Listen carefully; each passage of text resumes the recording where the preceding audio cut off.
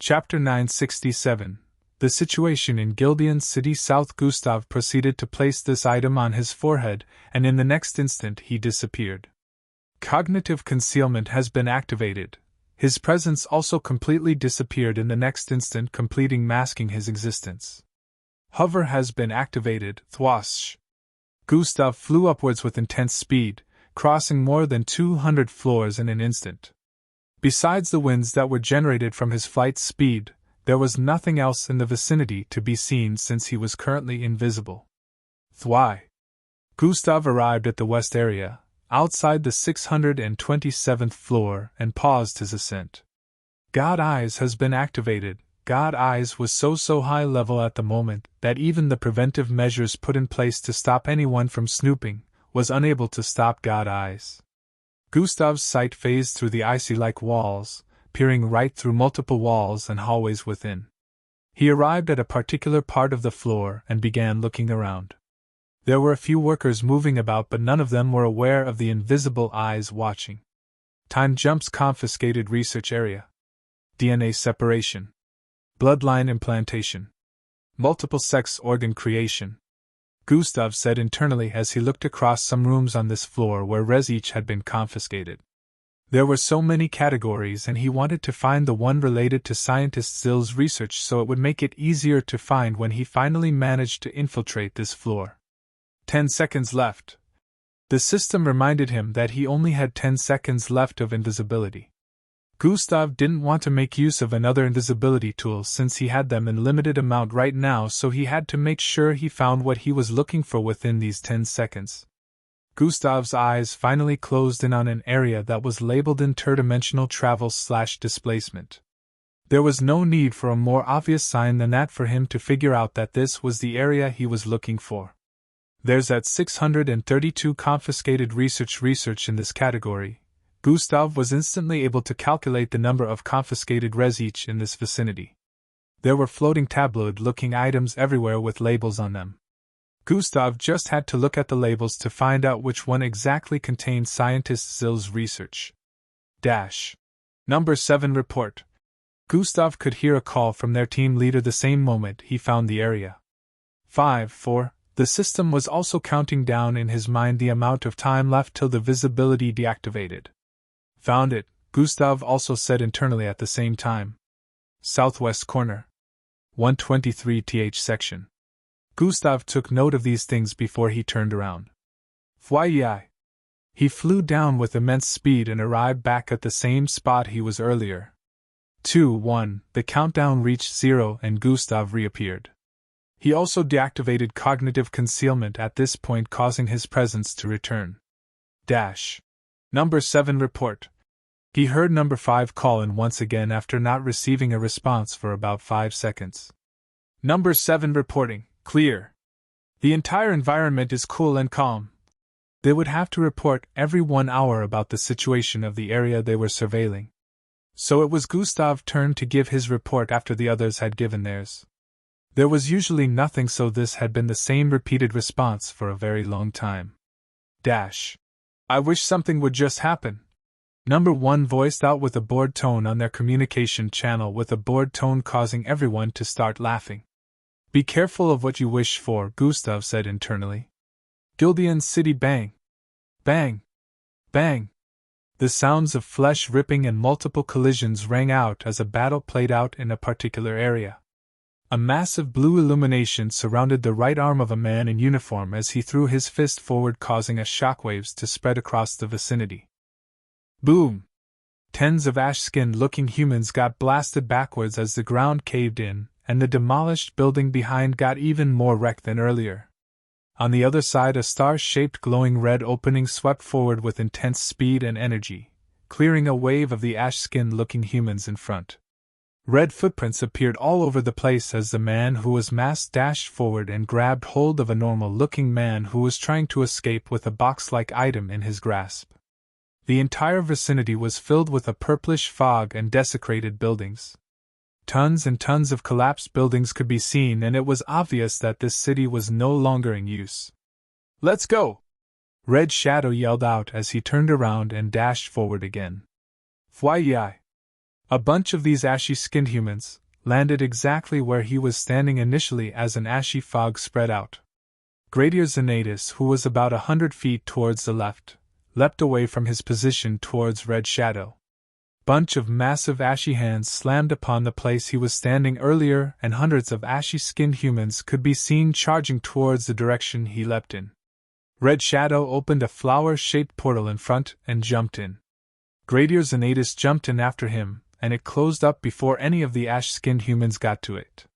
Sounds of screeching rang out as they arrived at the initial position of the assailants, and were unable to spot them again. They all had bloodshot eyes as they charged forward with intensity, all having one unique look or the other. Some were massive, others were slim and had differences in abilities except for their skin color, which happened to be the same. Hundreds of these creatures with similar skin color could be seen teeming across the vicinity. They all stared in one direction within this purplish fog-enshrouded decimated city and began to charge forward in unison. Bang! Now you have nowhere to run, Red Shadow voiced out as he slammed the man in his grasp against the ground the instant they appeared in another location. Chapter 968. Let me savor the picture of my savior one last time then. This was the dialogue of two male officers chatting opposite Gustav. Gustav saw the other officer open a picture file on his gadget, and surprisingly Gustav's picture appeared on the screen of the gadget. His next action nearly made Gustav puke. Mwah! The officer planted a saliva-filled kiss on the screen of the gadget right on Gustav's lips on the picture. Number 2, what the hell are you doing? Number 3 yelled from the side. What? I'm in love with Officer Crimson, or am I not allowed to? Number 2 said with a slightly girly voice. Gustav felt the urge to throw up once more, but he held it in. Number 7, you want some? Number 2 asked while showing Gustav a picture of Gustav. Nah, I'm good, Gustav responded. I was never gonna share him with you anyways, Number 2 stated with a humph. Okay, Gustav said internally with a slightly awkward look. Don't mind Number 2, he's been that way since he arrived here. Number 5 voiced out with a feminine tone from the side. The person sitting beside Gustav was the only lady on the team. I see, Gustav responded. 7, this is your first time serving at the bureau, right? She asked. Yeah, it is, Gustav responded. Then you can always come to me for help, she said with a smile. Everyone here was older than Gustav, so he could tell Number 5 was trying to play the role of a big sister at this moment. Sure, I'll bother you when I need help, Gustav responded. The flight was scheduled to be around 2 hours since they were in quite a speedy aircraft. It turned out a team of Embark mixed bloods were being swapped out for this particular team. Usually there were around 10 teams of officers tasked with the security of the bureau, and now that a team was being swapped out, this team would be taking care of the previous team duties. These rounds were usually swapped every 6 months, so it would take another 6 months before this team would be swapped again. Gustav had stole the identity of another officer he currently held in captive unbeknownst to them. This officer had been in the MBO for about a year, so he was still relatively new compared to the others, but then his rank was the same as the others because he had climber up pretty fast, even though it couldn't be compared to Gustav's speed. Everyone here was a kilo ranked except for the officer whose identity was stolen by Gustav, so it was convenient enough for Gustav to use his identity. The original officer Tantrum was out cold, and Gustav knew he only had limited time before he regained consciousness.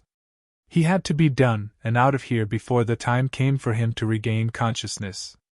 A timer was set in Gustav's dimensional bracelet that would instantly teleport him out of there when it was time for Officer Tantrum to regain consciousness.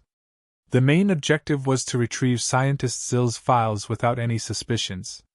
About 2 hours later, an area within the ocean was spotted where waves were not being generated. This part of the ocean was quite calm, and in a few they had spotted a massive cave within the ocean with an outstanding circular-shaped structure in the middle. The structure at the top resembled ice that was shaped like an onion. It was really large, and the airplane slowly descended as it arrived in that area. Mixed bloods could be seen flying around the place, and one of them paused in mid-air a few feet away from the aircraft. Confirming aircraft serial code, A call was coming in from the mixed blood in front, and the pilot answered with the expected aircraft code. They were given clearance for landing, and an invisible opening appeared on the force field surrounding the structure. Zish! They landed on the west side where a small private hangar was exposed. 2 MBO officers were already awaiting them and stood in place as they got off the aircraft. Officer Mila. Both officers saluted with a look of respect the moment they all filed out of the aircraft. It turned out that Officer Mila was the main officer in charge of the MBO officers securing the bureau. She nodded at the officers and they led them to the small stairway that led to the top floor on the bureau. Gustav and the others arrived at a hallway top floor and followed the officers who were initially waiting for them at the roof. The entire place was made of icy-like walls, so even the walls were translucent along with the floors. They passed by some people working here who were clad in whitish outfit. Every person working in the Bureau of Cities Research Center was a scientist or related with science and technology in one way or the other. The white uniform was their outfit, so besides people in white, the only other color that could be seen in the bureau was that of the MBO. The 2 officers lead all 7 of them to a particular place within the top floor that was exclusive to the MBO officers only. When they got into this place, they found out it was the operating room for cameras all across the bureau. There were lots of holographic screens lined up in mid-air that displayed scenes from every single floor within the bureau. The bureau apparently was as big as an MBO tower. There were over 1,000 floors, and there were other screens displaying different angles outside the structure, which also showed how the waves outside were falling in without making contact with the building. The only reason the bureau wasn't reaching the space like any of the MBO towers despite being as large was because it was erected in the middle of the ocean. The ocean was quite deep itself. Chapter 969. Emergency in Lucha's City S. Tell us what is going on. Gradier Xanatus instantly began questioning as he stood in front of this man. During the last 3 days, Gradier Xanatus and Red Shadow had spent this time scouring Gildian's city that had been destroyed a long time ago. The city was not conducive for anyone to stay within, so it took quite the time for them to spot a particular area that was suspicious. Before this, they had been tracking numerous footprints that they had spotted across the grounds of different areas in the decimated city. After getting to the area where the footprints were headed, they spotted hundreds of ashy infected people gathered together. It was unknown how such a situation came to be, but it was obvious that the infected were gathered together in this place for a reason. There was definitely a motive, but Gradier Xanatus and Red Shadow had enough knowledge about the ashy infected to understand that they couldn't question them. The ashy infected people were incapable of holding a conversation, so they had to figure out why they were gathered here another way. They inspected the area subtly without letting the infected sight them, and found out that there was a normal person somewhere around that place. When the infection had gotten to this stage, they knew the infected would attack anything living, so they didn't understand why the person within was alive and well. It took another time of inspection and contemplation before they decided to go on the offensive. They tried infiltrating the area and were attacked from all sides by the infected. While they were trying to fend off the attacks, they spotted this man coming out from an underground shelter with a box. The man still wasn't affected by all the ruckus, and the infected didn't try to attack him. They even tried to protect him, as mindless as they were. Now they had managed to catch him and bring him here. The man laying on the ground had a rabbit ear and a short scar on his chin area. However, even though he looked a little different from a normal human, he didn't have a bloodline. Gradier Xanatus and Red Shadow couldn't sense a bloodline from him. "There's no point even if I tell you anything now," the man voiced out with a terrified but ominous tone. "You're too late. The plans are already in motion," he added. "We don't have time for this. Tell us what you did," Gradier Xanatus stated as he moved closer to the man with his eyes glowing a strange blue color. "What I did? Pfft, it's not comparable to what the others did. You all are getting what is coming to you," the man voiced out before tapping on his breast pocket area. Boom! His head exploded in the next instant, dyeing the entire place in blood and gore. The technological nose mask he was putting on earlier also got blasted into pieces. Gradier Xanatus and Red Shadow had not expected this development. They weren't able to do anything about this, which brought a look of frustration to their faces. He was a pure Slarkov. Gradier Zanatus voiced out with a look of concern. Whatever is happening, it looks like he wasn't alone in this. Red Shadow voiced out. I just made an emergency call to the MBO. The horde of infected we just battled must be wiped out before they spread out to the cities. Gradier Zanatus stated before turning to the side to stare at the brownish box-like item on the ground. Let's check out this box, we might be able to get a clue from there, he added as he moved towards the box to open it. Red Shadow squatted in front as the box opened up, and they spotted a massive conical flask-like object sealed at the top. Is this what I think it is? Red Shadow voiced out as Gradier Zanatus brought the tool out of the box. At the same time they were inspecting the contents of this box, a loud alarm rang out in this part of the city along with the winds blowing across ominous screams. Gradier Zanatus and Red Shadow stared at each other with looks of wariness before they both leapt across the sky towards the source of the alarm with the box in Gradier Zanatus' hands. Number 7, they asked for you to come man the 257th floor, huh? Who did? Gustav asked with a confused expression. Someone with status in the bureau, I guess. They must have their eyes on you cause they specifically asked for you to be the one to man floor 257 in the meantime. Num 5 voiced through the team channel. Oh, you looks like number 7 has been pulling chicks during our few days here. Number 7 the woman slayer. Do link us up when you get a sugar mummy. The other teammates voiced out through the channel with sarcastic tones. Gustav was a little surprised about this development, but he already knew who was behind this. All right, Gustav answered through the communication channel and got ready to switch with number 5 again. This new situation made things easier for Gustav as he felt he could still make the earlier plan work instead of going through extreme measures for the new one. It was already the 4th day and Gustav knew only tomorrow was left for him before the real Officer Tantrum regained consciousness. He didn't want to waste any more time in getting the research. Few minutes later Gustav was on the 257th floor on surveillance once more. He had only been here for a short time when he bumped into Amira. Amira smiled at him as she spotted him while walking through a corridor. Did you? Gustav was about to ask when she cut him off. Yes, I pulled some strings to have them bring you back to this floor, she stated. Why? Gustav asked. Because. Amira's face turned beet red as a thought appeared in her mind. We didn't get to finish our previous conversation. Can you join me for lunch again today? She asked. Chapter 970, Switching Identities. We didn't get to finish our previous conversation. Can you join me for lunch again today? She asked. I have to work, but maybe in an hour, Gustav responded. That would be great.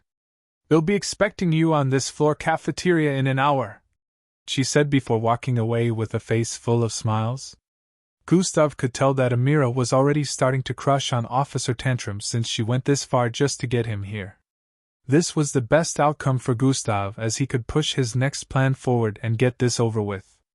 So you were saying something the other time, Amira voiced out with a cutlery in her grasp. Remind me, Gustav said before taking a small bite of food. You said you had an idea? She responded with a look of curiosity.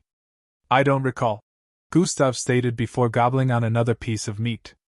Oh, come on, don't play dumb now, she said with a look of curiosity and desire. She was hoping whatever Gustav had in mind would help them get closer because she was really starting to like him. This made her curiosity even more heightened. Oh, that? It's nothing, pfft. Gustav laughed a little as he took a glass of juice. Please don't hold back, tell me what you had in mind. She didn't seem like she was ready to back down anytime soon. Internally Gustav was glad, but on the surface he acted like it was gonna be bothersome. Okay. He finally gave in while putting down the cutleries in his hands. Remember we talked about how I wished to be a scientist, and how you wished to be a part of the MBO, but we both didn't get what we wanted because of our family? Gustav asked. Yes, I do, she replied. Good, what if I told you that there was a way for us to make that happen temporarily? Gustav voiced with a low tone while moving his face forward for her to hear him clearly. A way for me to become a part of the MBO or a way for you to become a scientist? She questioned. Both, but only temporarily though, Gustav clarified. How is that even possible? Amira was starting to think Gustav was joking or something. It is. There is a way we can switch roles for a brief period of time. You get to experience life as an MBO officer during this time, and I get to experience life as a scientist. It's a win-win for both of us, and when we're had our fun we can switch back. No one will ever know, Gustav explained in a low tone. I'm still missing the part of how this is even going to be a possibility in the first place. Amira voiced out with a disbelieving look. Gustav smiled before responding. Just meet me in my room at 12 midnight if you're interested. I'll explain more if you show up. After saying this, he stood to his feet and headed out of the cafeteria. Amira sat in place with a bewildered and contemplative look as she digested everything Gustav had said here today. Can he truly make it happen? This was the thought that mostly ran through her mind as she sat there. Gustav went on to continue his work, surveilling the floor for the rest of the day. In a flash, midnight had arrived and Gustav took another break, saying he was headed for the bathroom to clean himself up. He just gave a little excuse about someone spilling something on him. Instead, Gustav headed to his room, which was on the 724th floor. Half of this particular floor was the area of accommodation for MBO officers.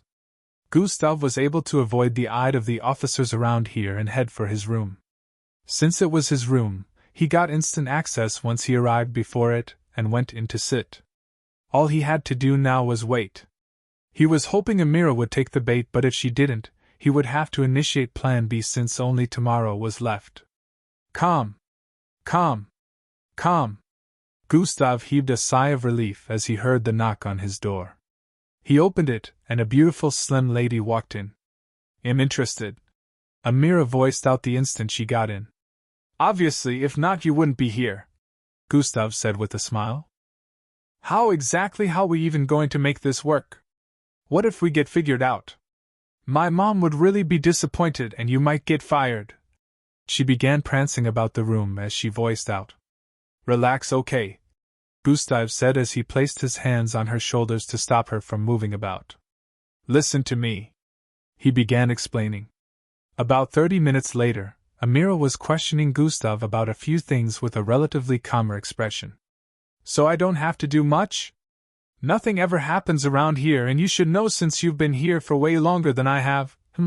That's quite easy, of course. You get to move about in an MBO uniform, possess technological tools you can use on a whim, and radio communication with a team. You could even fly while surveilling outside, a perk unavailable to scientists. If this works, it's gonna be fun. Amira and Gustav conversed with excited expressions. Do I get access to every floor with your identity? Gustav asked. Of course you do. But most times I'm seen on the 257th floor, and you also gotta avoid my mother because I already avoid her a lot, so it would be suspicious if you didn't. She advised Gustav on things not to do while using her identity. Alright, it's time, Gustav said after they had both given each other enough advice about the new identity they would be taking. Amira placed her hand on the hem of her tank top, trying to pull it off. What are you doing? Gustav asked her. We don't need to get naked for it to work? She inquired.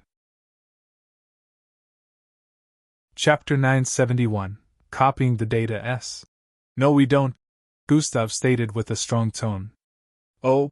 A wry smile appeared on Amira's face as she let go of the cloth and bit her lower lip in embarrassment. Just don't do anything funny when you have my body. Gustav didn't know why he felt the need to say this.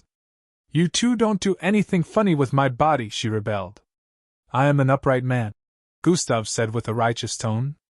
I am an upright woman too, but... Her face turned red as she began to picture some steamy scene in her mind. You don't look very upright right now, Gustav stated with a suspicious tone. Shut up, she said as she snapped out of her thoughts. Let's do it. Her face turned determined as she moved closer to Gustav. Gustav nodded and reached out to place his hand on her face. Tell me if you start to feel unbearable pain, Gustav said as he activated an ability. Flesh warping has been activated. Wriggling sounds echoed in the room in the next instant, with Amira gritting her teeth with a slight look of discomfort. Many minutes later, the same two people as earlier stood in the room, but unlike before, the male had a female outfit and the female was wearing an MBO uniform. It's done, go check a mirror, the lady voiced out. Your face, or rather my face. You have my face already, the man voiced out with a look of disbelief. These two were obviously Amira and Gustav, who now had each other's identities. Amira quickly moved towards the mirror to check her looks and noticed she had Officer Tantrum's exact body features. A smile appeared on her face. Meanwhile, Gustav stood behind her. We just need to switch clothing now, Gustav voiced out with a girly tone. Gustav had made use of flesh warping to make Amira look like Tantrum, while Gustav had made use of shape-shifting to look like her. It was relatively easy to turn himself to her, but he had struggled with turning Amira to Tantrum. This was the first time he was using flesh warping to turn a live human into someone else. He had only used it on corpses and to blast a live human to pieces, so this one wasn't easy. However, Gustav was able to pull it off because he had built experience using flesh warping regardless. Amira was lucky she wasn't blasted to pieces. After exchanging clothes, they both gave each other final warnings and proceeded to leave the room after deciding to meet here in the next 23 hours. Gustav had everything Amira possessed at the moment. Keycards, money, practically everything in her storage device, while Amira had everything Tantrum possessed in his storage device as well. Gustav wasted no time in moving towards the teleportation elevator at the end of this room. He maintained Amira's usual jolly expression. He instantly took the elevator to the 627th floor. Thwaya! He arrived there in a second and used a key card to gain access to the floor. Since this floor had limited access, only one or two scientists could be seen moving about the corridor. When they spotted Gustav, they greeted respectfully with smiles. Gustav greeted back and even engaged in small talks with them like Amira would before progressing further. Gustav knew exactly where he was going, so he wasted no time in heading towards the southwest corner. In a few he had arrived there, and was now in a very large hall space with rows and columns of floating-looking tabloids. Since it was still midnight, there was practically no one around here. Scientists were always working on one thing or the other, but they also needed rest, so only a few of them would be seen moving about at midnight. But since this floor wasn't accessible to everyone in the first place, nobody could be seen in this part of the floor. Gustav's eyes were focused on a particular part of this space as he walked through the midst of these multiple floating data with different labels. Why does the Bureau confiscate so many research? Gustav wondered as he noted the different categories and names of these confiscated research that sounded like inventions that could really be useful. Gustav understood that some research might spell instability, and may be dangerous for the public if allowed to continue, but what about cases like Scientist Zill? What exactly is their motive for confiscating something that could potentially save the world? Gustav questioned internally because it didn't make sense to him. They should be funding his research so he could find out more about this subject, but they did the opposite. Gustav was intellectual enough to know that Scientist Zill wasn't the only person this had happened to, so he was sure not every Lineage here was dangerous or unstable. The government was just trying to stop it from being furthered. They'll dig into that later when I have the time, Gustav decided as he arrived in front of a section. Interdimensional travel/displacement. Gustav walked in the midst of this category as his eyes swept across the place. He knew exactly where he was going, but he was taking note of these other researches that had been confiscated. He noticed that the name of some had a kind of semblance to that of Scientist Zill's, but still seemed quite different. He suddenly paused his footsteps as he noticed one by the 5 places to the right. Warp Demolator Theory. Gustav's eyes were locked on this particular one because it was named after a term that had been mentioned in Scientist Zill's research.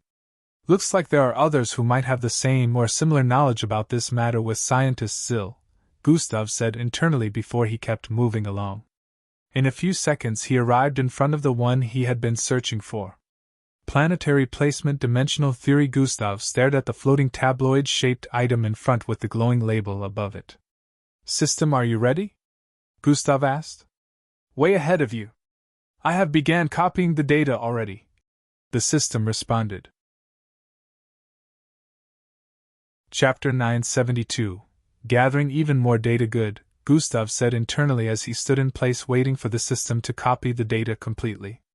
According to the system, despite the large amount of data computed within, it would only take a minute. Data successfully copied. The system gave him feedback before long, causing Gustav's eyes to lit up with a gratified look. Is there room to copy one more? Gustav asked as he turned to stare in a particular direction. The warp demolator theory? The system already knew what Gustav had in mind. Yeah, Gustav responded internally.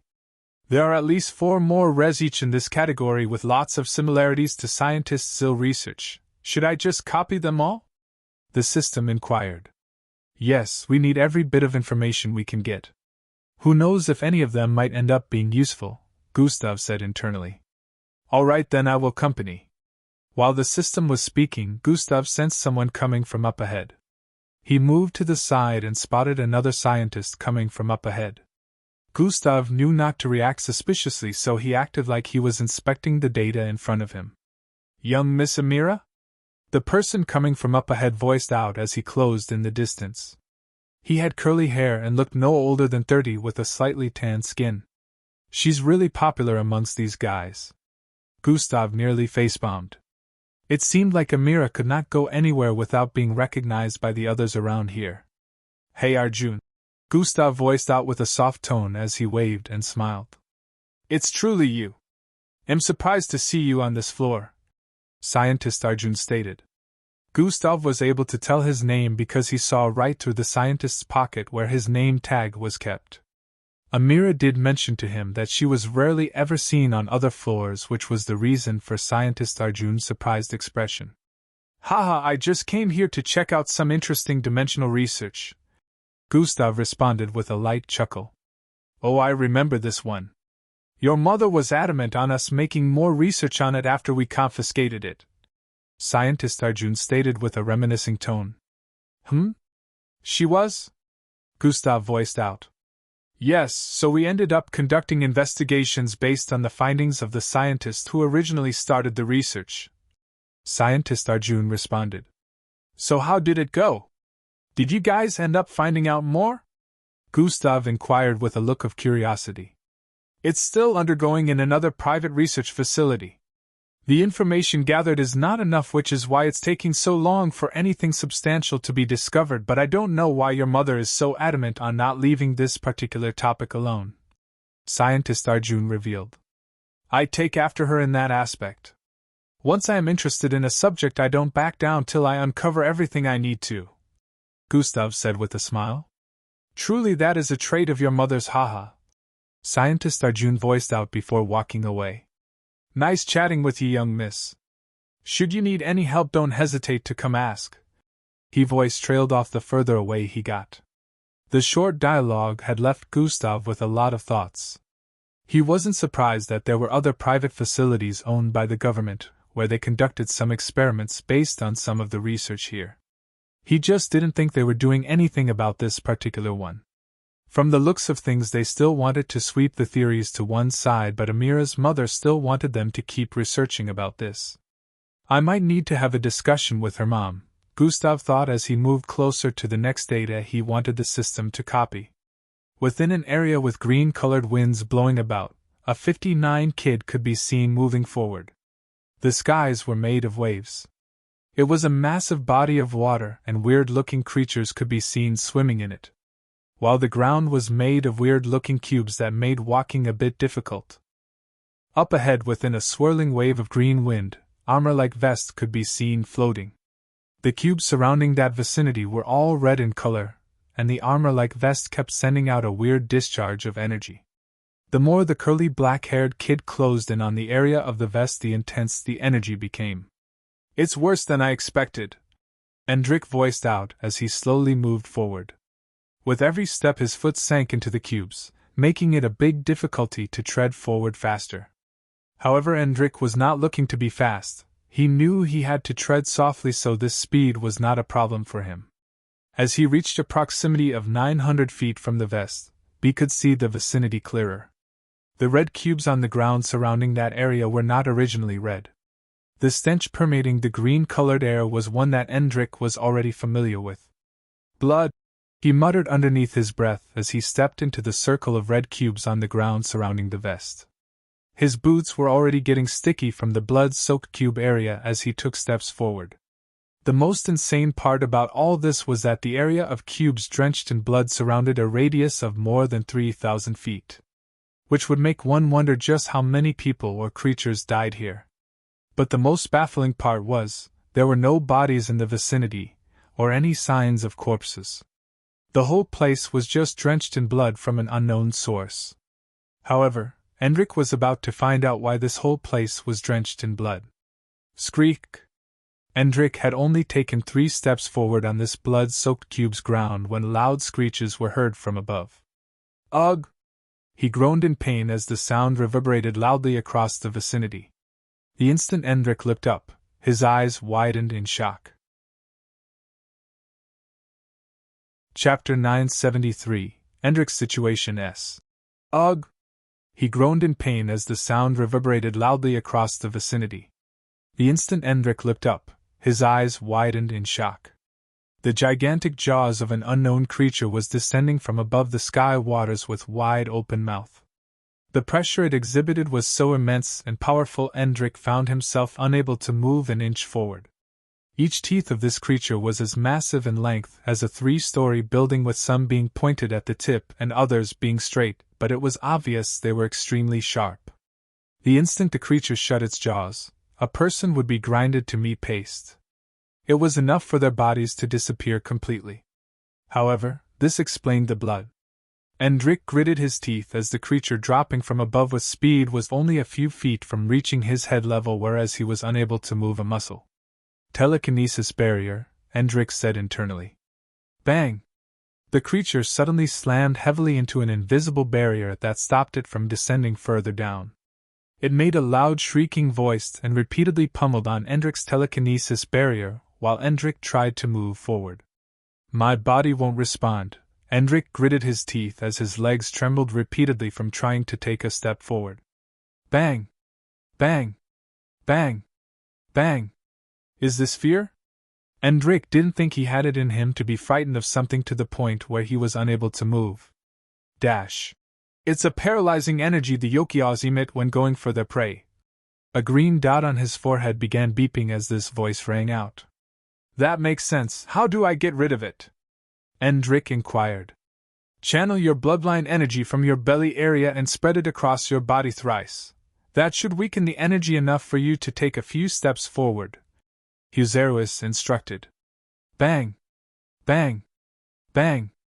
The sound of the telekinesis barrier starting to crack was heard next. Meanwhile, Endrick was doing as instructed. He suddenly opened his eyes, which were radiating with a weird blue and silver color. Endrick groaned as he forcefully pushed himself forward. Thwawaya! He bolted across a distance of 40 feet in the next instant as the telekinesis barrier was also smashed through. Bomb! The creature slammed into the red cube's area after it broke through the barrier, missing Endrick by a hair length. The instant it made contact with the red cubes, it blasted into smithereens. All of its body part disintegrated while the blood flew in every direction. Endrick found himself soaked in blood as he began to take small steps forward once more. With the creature destroyed, he had regained absolute control over his body and closed in a little bit more of the distance between him and his goal. However, Endrick ensured he didn't let his guard down because he was still in the red zone. Who knew what was next? He didn't doubt there would be more difficult obstacles the closer he got to the floating vest. The Bureau of Cities Research Center. All done? Gustav asked as he stood in front of a particular area. All copied. The system responded. Quest completed. Infiltrate the Bureau of Cities Research Center and get Scientist Zill's confiscated research. Rewards. Gustav stared at the rewards with a satisfied look as the notifications popped up in his line of sight. Now, how do I find her mother? Gustav said internally as he turned around to leave this area. Now that he was done with the mission, He could leave the Bureau at any time, but he needed to know more about what the Bureau had investigated, even though it would make him look suspicious. He felt since he wasn't going to stay here too long, it wouldn't be a problem being suspicious. Time moved very quickly, and before everyone knew it, daybreak had arrived. Gustav had spent the entire midnight in another person's body. He had not used shape-shifting for this long before, but he was powerful enough to maintain it now. His original bloodline could even change other people's physical appearance, which showed it had come a long way from just being able to change colors. He had to admit that his original bloodline might be one of the most powerful, if not the most powerful, since he could blast people into smithereens with a touch. Gustav had been looking for Amira's mother all night but had not come into contact with her at all. He was tempted to ask Amira which floor he would be able to find her room, but he knew the last person he wanted to act all suspicious to was Amira. At least he could pretend he bumped into her mother when explaining things that went down Willa's switching identities back. But if he outright asked Amira, things would be suspicious, and since Amira wasn't stupid, she might figure things out. Gustav knew of which floor Amira's mother mostly based in, but since it was midnight he didn't find her there. He decided to head back to that floor now that morning had arrived. While he was on his own agenda, Amira was enjoying how it felt to be an MBO officer. Number 5 had given Amira the outside watch once more because she specifically asked for it. Of course, they had no idea she wasn't the real Officer Tantrum, just like Gustav, because Gustav had perfectly helped her mimic Officer Tantrum's look with flesh warping. She kept flying around the Bureau while playing with MBO items that every MBO officer was privy to. Every time there was a communication report, she would report her status with enthusiasm too. Unlike Gustav, she truly wanted to know how it felt to be an MBO officer, while Gustav was faking his to complete his quest. Lucha's city. Bang! Bang! Bang! The entire city was currently in a state of panic as explosions rang out all through the city. Chapter 974, Venturing Deeper into the Ranks of the Infected S. A different variant? Red Shadow voiced with a suspicious look. Yes, it's a variant of the infection that had been modified to rapidly increase the process of mutation quickly, rewriting the DNA of an infected and bringing them to this bloodshot stage, Gradier Xanatus explained. Red Shadow evaded another multiple swing of palms in his direction as he leaped upwards while listening. One more thing, Gradier Xanatus voiced out before Red Shadow could give a response about what he had just heard. There was another unknown variant added to this strain of infection. The research team suspects the infected are being controlled by unknown forces due to this strain added. We have to find the people responsible, Gradier Xanatus explained. So we're going to find the rest of the people involved just like the other one we caught? Red Shadow now understood what their aim was. Precisely. Since the infected had been coming in waves, we can only assume they're still hidden somewhere within Gildian City. How else will they be able to use the new infection to infect new people? Gradier Xanatus voiced from a logical point of view. The problem is, where are they getting this many people to infect? Red Shadow voiced the same question that had been bugging Gradier Xanatus as well. This was a question no one currently knew the answer to, but Gradier Xanatus hoped that with their infiltration into Gildian City they would be able to uncover all of these mysteries. Gradier Xanatus was good at explaining the situation, while they traversed the ranks of these infected, but he wasn't able to notice a cluster of bodies rolling towards him instantly. These infected bodies were all mashed together, and clustered to the point they had formed a big ball the size of a 2-story building. They exuded yellowish fumes as they rolled speedily in Gradier Xanatus' position. His reaction speed was fast enough for him to leap over the massive ball, but then the yellowish fumes these clustered infected bodies exuded had spread across the entire vicinity, so leaping over wouldn't help one necessarily avoid the gas. Gradier Xanatus could already tell how toxic it was and was about to try an ability, while his body bolted across the air when a cross-shaped red portal opened up in front of him. Seeing! He disappeared and appeared thousands of feet behind the large infected body mass. Red Shadow appeared beside him in the next instant. We have to get rid of some of these infected that might give them lots of troubles at the wall, Gradier Xanatus voiced as he turned around. All of the trees across a radius of 7,000 feet had withered completely from the toxin the cluster of infected bodies exuded while it traveled forward. I agree, Red Shadow voiced as he stared in the direction of another massive-headed infected that had turned its limbs into spider-like legs. It was at least 3 stories tall, and from what Red Shadow was seeing it would definitely be able to climb up the walls quickly. It looked nimble enough to dodge the attacks coming from up the walls too. They'll go this way, and they'll go this way. Gradier Xanatus and Red Shadow pointed in different directions simultaneously. They didn't need to say any more words to know that they would meet back here after dealing with some of these abominable-looking infected. The Bureau of Cities Research Center. So where is it located? Why are you so interested in this? I am not, Mother. I stumbled across this while checking for a different research to cross-reference my current research. Oh?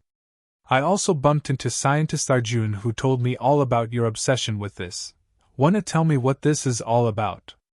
A conversation ensued between Amira, Gustav, and her mother as they sat in a private cafeteria area with only 2 other people present. You see, this is all.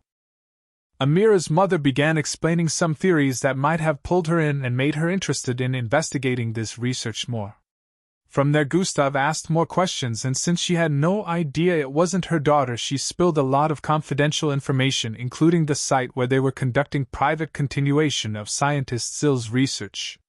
Time passed by very quickly, and before they knew it, the 23 hours were up. Gustav and Amira met once more in Gustav's bedroom minutes before midnight. Amira was recounting how today events went so Gustav would not have issues resuming from where she stopped, and Gustav also did the same after she was done. You spoke to Mother? Amira voiced out with bothered and surprised tone. Yes, I bumped into her on a particular floor while I was strolling about. Gustav responded. I hope you avoided her? Amira questioned. I couldn't. I had to make small talk and we didn't discuss much anyways. Gustav replied. Amira looked quite concerned upon hearing this, but Gustav kept assuring her that her mother didn't have any suspicions. After a brief dialogue between them, it was time for them to switch identities back.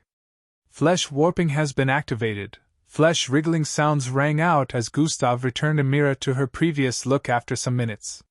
He transformed back to Officer Tantrum immediately after and told Amira he had to get back to his duty post. When next are we doing this? Amira inquired with a seemingly interested expression. Soon. You'll keep in touch, Gustav said with a smile as both of them left the room. The instant they went in separate directions, Gustav's smile faded, returning to his usual expressionless face. Time to go, he said internally. Gustav headed towards one of the elevator areas and stood within. Ready to cause a bit of chaos? The system asked internally. Definitely. A smirk appeared on Gustav's face as the teleportation elevator took him to a particular floor. In that split second where Gustav was being teleported and could not be seen by any CCTV or anyone, he placed another invisibility token on his forehead. Twii. He had faded into thin air the moment he arrived on the floor he headed for. Chapter 975. Leaving the Bureau. Cognitive concealment has been activated. Gustav's presense faded as well as he headed towards the end of the corridor on this floor and exited the floor to a balcony area. Fyi. Gustav leapt off while activating hover. He flew off the building and headed towards the area of the dimensional and anti-dimensional barrier. He paused in mid-air just right before he could make contact with the barrier. It's time, Gustav said internally as he triggered something in his mind while also activating another ability. Boom! Boom! Boom! Boom! Multiple explosions rang out within the bureau from within, causing it to quake from the force as alarms began to blare crazily. Everyone in the building, ranging from the scientists to the MBO officers, were instantly on the alert as shocked looks appeared on their faces. The MBO officers began to move speedily towards the areas where the explosions were set off. Meanwhile, Gustav had arched his arm back with intensity, with his palm straightened as a milky glow coated his entire palm. Twii. He pushed it forward with intensity, ripping right through the barrier instantly, and proceeded to make a long enough cut for his body to fit through. At the same time, his left hand that had already elongated and struck to the other side of the building, which was at least 1,500 feet away, cut through the barrier there as well. After it performed the same action, it began to decrease in length, receding speedily as Gustav also bolted through the hole in the barrier. Putschwim! His body dived into the ocean that surprisingly didn't pour through the hole in the barrier he had created. The alarms blaring off within the control room as well were so many, and it included the areas that had been breached in the barrier. South and northern areas of the barriers have been breached around floors 257. One of them reported, while some other MBO officers within were also giving reports of the places where the explosions had gone off within the bureau. Send officers to check the breach in those areas right away. The commanding officer, who happened to be the lady who brought them here the other day, kept giving out instructions repeatedly. Do we have eyes on any culprit? Give me a status? She voiced out as she urgently moved about the place. At the same time this was happening, officers were already swimming through the holes Gustav had created within the barrier and gave chase. They didn't know what they were chasing, but they kept it up with the belief they would spot the person responsible for this if they moved further. Some stayed back and flew around the building trying to find out if the person responsible was still within the premises. Meanwhile, Gustav was already long gone and had activated the dimensional bracelet as he swam towards the surface of the ocean speedily. Boom! He blasted out from the surface of the ocean at the same time the dimensional bracelet countdown of 3 reached 0. Sing! He disappeared in the next instant and reappeared within his room in the MBO. Mission successful, Gustav voiced out with a smile as he doused the entire floor with water from the ocean. Even though the system had told him the mission was successful, he only considered it successful now since he managed to get back safely without anyone figuring anything out. Spatial Construct Bloodline has been activated. Gustav's fingertips gleamed with violet-colored glows as he drew a circle in the air. Zhihin! The circle expanded and becoming a portal to another dimension. Gustav walked into it in the next instant, and a young man in underwear could be seen laying on the floor in this other dimension that was constructed to look like a small room. Gustav moved towards him and squatted in front of him. The eyelashes of this person on the floor kept fluttering, which proved he was about to wake up. This person was no other than the real Officer Tantrum. Gustav took off the officer wares he was putting on and placed it by the side before bringing out a black pill from his storage device. He downed the pill instantly and gave the system set instructions. Mental manipulation bloodline has been activated. Gustav proceeded to place his hand on the real Officer Tantrum's head. Now I shall impart you these memories from the last 5 days, Gustav said internally as he began to copy scenes from his mind into that of Officer Tantrum. Officer Tantrum's eyelashes kept flickering and he would have awoken by now, but with the mental manipulation bloodline boosted, Gustav was able to keep him unconscious while imparting these memories. In about 30 seconds he was done, and then he proceeded to wear the MBO outfit on Officer Tantrum before picking him up. Gustav brought Officer Tantrum unconscious body out of the spatial confinement, and proceeded to activate his dimensional bracelet. Sing! In a few seconds he got teleported back into the bureau, appearing right inside Officer Tantrum's room. He wasted no time in dropping him on the bed before activating the dimensional bracelet once more. It's been about 3 minutes. It should still be open, Gustav said internally as the dimensional bracelet counted down. Gustav made use of God eyes and looked across the vicinity. He could see that the entire bureau was still in a state of chaos as they pursued the unknown culprit, or culprits, urgently. They had no idea Gustav had returned and was about to leave again. Sing! A bright blue flash of light surrounded him and disappeared in the next instant like he was never there. A few seconds after Gustav had disappeared, Officer Tantrum opened his eyes with a sleepy expression. Why am I asleep instead of being in my duty post? He questioned with a low tone as he jumped to his feet. Gustav had reappeared within his room in the MBO tower, and heaved a sigh of relief that his call of judgment was correct. Chapter 976. finding out about the situation of Luchen City. Gustav had reappeared within his room in the MBO tower, and heaved a sigh of relief that his call of judgment was correct. Everything had gone according to plan, even though he had to improvise and make a few changes to the plan during his mission. Initially, Gustav decided he would just take another scientist's identity after abducting them if he wasn't able to access the floor he needed to with Tantrum's identity. Luckily, catching the attention of Amira and engaging in that dialogue with her during lunch greatly helped in his plans. Now Tantrum would return to duty thinking all those memories were his, whereas they weren't. The part where they had to exchange identities would never happen again because Gustav had told Amira initially that it was done with the help of a drug that was extremely difficult to acquire. Tantrum could just tell her next time that he wasn't able to get any.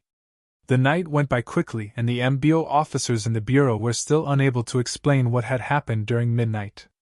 The culprits were unknown and every officer was accounted for. Tantrum was the only one who wasn't at his duty post during the explosion, but no suspicions were brought up from his side because Amira had claimed they were together at the time. Tantrum's memories ended at the part where he and Amira split ways in the room, and some memories that would have led back to Gustav being in control were also missing, so Tantrum couldn't explain why he was back in the room when he and Amira already parted ways. That gap in memory felt a bit suspicious to him, but he couldn't inform anyone about this since he didn't want the others to start suspecting him of anything. The investigations continued regardless, and the whole bureau was on the alert as they checked every nook and cranny of the structure. Cross-checking footage for anything they might have missed was something they did again. However, Gustav had gotten them on this one and left no clues for them to link anything back to him. He knew he would be able to use the dimensional bracelet within the bureau after coming back, due to the hole he left within the dimensional and antidimensional barrier. Gustav sat on his bed as he recalled the rewards he got from completing the one-year quest. 5 temporary bloodline enhancement card. Does it function like the bloodline enhancement pills I used earlier? Gustav asked internally. Even better, the system responded. That's good, since it might allow me to use more abilities from the mental manipulation bloodline or any other one I might decide to use it on, Gustav said with a low tone. But I can't keep using these bloodline enhancement pills or what other means to enhance my damaged mental manipulation bloodline. I want to fix it, Gustav muttered. You can do that, but are you sure you have the time to do that right now? The system asked. Well, I completed the quest. I need to further the research and find out more about the warp demolator and if it poses a threat to the Earth in the future, as well as how to stop or prevent it.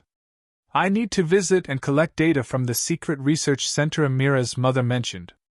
Maybe after all these, I might have time to register for ISUP. Gustav realized just how many tasks he had at hand just mentioning these few. Besides that, there's still something else, the system voiced with a slightly ominous tone. Huh! Gustav exclaimed. Check the news, the system replied. Gustav squinted his eyes a little after hearing that, and proceeded to bring out his device before checking new platforms online. Minutes later, there were different holographic screens displaying different media outlets with a similar story. Hordes of infected have been trying to infiltrate Luchen City for the past 2 days. The MBO are currently trying to contain the situation with the increasing number of infected showing up in Luchen City borders. Rumors have spread of the world government threatening to give the order for the city and its surroundings to be blasted off the map. Evacuation and testing have been ongoing for over 48 hours and the city still hasn't been evacuated completely due to testing. Rumors have it that this infection is man-made and rewrites the DNA of every living thing. Gustav had a look of disappointment as he watched the new outlets showcase similar news. The infection that the world government had been trying to keep under wraps had now been exposed to everyone due to this new incident. The evacuation was extremely difficult because other cities were closing their borders to prevent entry. They were afraid of the infected infiltrating their city and infecting others. How is it that the world is always placed in jeopardy whenever I am away? Gustav said as he recalled the issue with young Joe as well. Although this case was a lot lesser in terms of danger, it still had the potential to cause bigger issues if it wasn't dealt with immediately. Also, everyone had their abilities, so Jack could have taken care of this, but he was currently out of Earth taking care of the issue with the Mendilogas. Due to what had happened the last time with young Joe, Earth had gotten into a serious crisis with the Mendilogas. There was currently a battle going on their planet, with Earth slowly taking over their planet, and Jack destroying their most powerful beings one after the other. Gustav was not strong enough to engage in such a battle yet, except he would be amongst the fathers that stood in the front lines, so they had left him out of it. Either way, he was currently off the Earth with some of Earth's strongest as well. Gustav could see that according to the news and footage from Luchen City, Gradier Xanatus was dealing with the situation as the commanding over in charge. Gustav was instantly able to tell that this was the case related to what Red Shadow had been complaining about. Chapter 977. Creating a cure. The situation had not completely gone out of control, but Gustav felt it wouldn't have gotten to this point if they had just listened to Red Shadow and investigated earlier on. After gathering some more information, Gustav stood to his feet and moved toward a part of his room. Spatial Construct Bloodline has been activated. His fingers glowed up again as he drew a portal in midair, and it grew to become large enough for him to move in. Gustav went into this portal and arrived in a place similar to where he kept Tantrum hidden earlier. There were all sorts of pieces of laboratory equipment arranged within this place. It looked like an isolated laboratory with chemicals and bots all over the place. Gustav moved towards a massive test tube placed on the south side of the room and grabbed it before moving it to a place. This test tube was as large as 3 adults placed upon each other's shoulders. Gustav poured it into a flaming area with a weird-looking container on it. A loud sizzling sound rang out next, and he set a timer. A few hours later, Gustav moved toward the container area and put out the flames.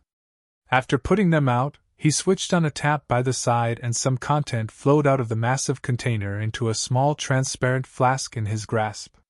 Gustav moved this flask towards a laboratory table by the side and proceeded to place it on the table. Zing! A small container appeared in Gustav's grasp from his storage device, which was the size of an adult toe thumb. Gustav opened it and poured the contents into the flask. The flash, which initially had an orange color, made a sizzling sound as the ash-colored thick liquid dropped into it. It looked like it was going to change color, but in a bit, the orange began to consume the ash liquid. After a few more seconds, it looked like the ash murky liquid was not even added to it in the first place. God Eyes has been activated. Gustav activated God Eyes and stared at the content after minutes of the mixture. His eyes zoomed in on a microscopic level, seeing everything within from atom to atom. After inspecting this for some time, Gustav nodded his head with a slight look of gratification. "It worked," he muttered. "Of course it did. If it didn't, that would mean you're dumb, and I don't appreciate having a dumb host," the system replied. "But you say I'm dumb all the time." Gustav raised his left eyebrow as he stated. "Because your intelligence isn't as great as mine. So you're still dumb compared to me," the system added. "Gustav, I really don't have your time right now, wench. This will work for normal infected, but I guess we're dealing with a variant that is a little different from the normal one," Gustav voiced out as he began to package the contents in the flask. "You can leave it to the scientists. This will help them create a cure faster for the current predicament. Who knows how long it will take without your help?" the system responded. "Yes, so long as they're able to figure it out using this, they might be able to find a way to cure Miss Amy too, and she can finally come back to Earth." Gustav thought about how this new invention of his could kill 2 birds with 1 stone. Gustav had finally managed to find a cure to the ashy infection by using an uncontaminated sample of his blood. However, even though he managed to come up with a cure, the infection had been messed with several times, so it was certain that this wasn't the usual ashy infection, and was probably a tweaked variation. Since this was the case, the cure would not work on them completely, but from this, the MBO scientists could create a different cure that could work on these infected. It would shorten the time frame they would spend in creating one and might even prevent Luchen City from being run over by infected. If that city was infiltrated, the number of infected would increase by a whole lot, which would potentially spell danger for the entire world. Gustav Gott took the sample of this cure that could only completely cure the normal infected and moved out of his room. Gustav had gone AWOL in the last 5 days, so he had no idea that the higher-ups had been looking for him so they could send him on a mission. The instant he arrived at one of the mission halls within the tower, all eyes were locked on him. Gustav noticed the eyes of the officers on him, and wondered what was happening. "Officer Crimson, where have you been?" one of them asked with a slightly worried look. "Was a little busy. What's going on?" Gustav asked. "Grand General Sauerkraut had asked everyone to report to him the moment they saw you," the officer behind the counter voiced out. "Why?" Gustav asked. "I believe the higher-ups have an important mission for you," she replied. It turned out that while Gustav had been gone in these 5 days, they had tried reaching across to him to no avail. No one saw him leave the MBO tower, but since they were unable to find him in his room, they figure he could have left without anyone noticing. Now that they were seeing Gustav in the tower again, they realized he might never have left. Anyways, Gustav wasn't about to start explaining things to them. He had something else in mind. "The mission can wait. Give me stats on Lineage City," Gustav requested. The officer nodded and began browsing through a folder on the holographic computer in front of her. "Officer Crimson!" a loud voice suddenly rang out from behind. Gustav turned around and spotted the man in a high-ranking uniform headed toward him. "Grand General Sauerkraut," Gustav muttered with a low tone. "Check out my WSA entry? Cultivation through gaming." Chapter 978 Power of the Major Rank. As Gustav turned around and spotted the man in a high-ranking uniform headed toward him. "Grand General Sauerkraut," Gustav muttered with a low tone. The others parted ways for Grand General Sauerkraut as he made his way towards Gustav. "Where have you been?" he questioned. "Busy," Gustav responded with a cryptic tone. "The higher-ups have a mission for you," General Sauerkraut revealed without questioning further about what Gustav had been up to. "Does it have to do with the current situation of Lineage City?" Gustav inquired. "No, it's on." Before Grand General Sauerkraut could complete his sentence, Gustav cut him off. "Send someone else," Gustav stated before turning around to face the officer behind the counter. Everyone's eyes slightly widened in astonishment, but upon recalling that this was Gustav, they weren't so surprised. No normal officer would tell off a general, talk more of a grand general. Gustav had already begun receiving information on the current state of Lineage City, as he ignored Grand General Sauerkraut behind. "It's an important mission with high priority," Grand General Sauerkraut voiced from behind. "So is this," Gustav responded from in front. "Or do you wish for the city to be lost forever?" Gustav questioned. "The officers there are handling it. Everything will be taken care of in due time," Grand General Sauerkraut said. "It won't. It might be too late if I don't head there as soon as possible, so whatever mission you wanted to send me on, pick someone else," Gustav voiced out before turning around to leave. Grand General Sauerkraut had a slightly suspicious look as he stared at Gustav walking away. Gustav was now at the major rank in the MBO, so he pretty much could send himself on a mission now if he wanted to. However, in cases where higher-ups still wanted to send him on a particular mission, he would still have to comply, but Gustav didn't care about that. He had decided to completely ignore whatever mission the MBO initially wanted to send him on and deal with the current Lineage City predicament instead. Grand General Sauerkraut couldn't really do anything in this aspect. Gustav's was the rebellious type like his teacher, and not one that could be controlled easily like Jack. Jack still had respect for the higher-ups and would not outrightly refuse a mission unless he had a very standard reason for it, of which he would explain properly. However, Gustav didn't really care about that, and General Sauerkraut could tell it wouldn't be wise to force Gustav to embark on a mission he didn't want. Back then, when the higher-ups did the same to Miss Amy, she ended up failing the missions.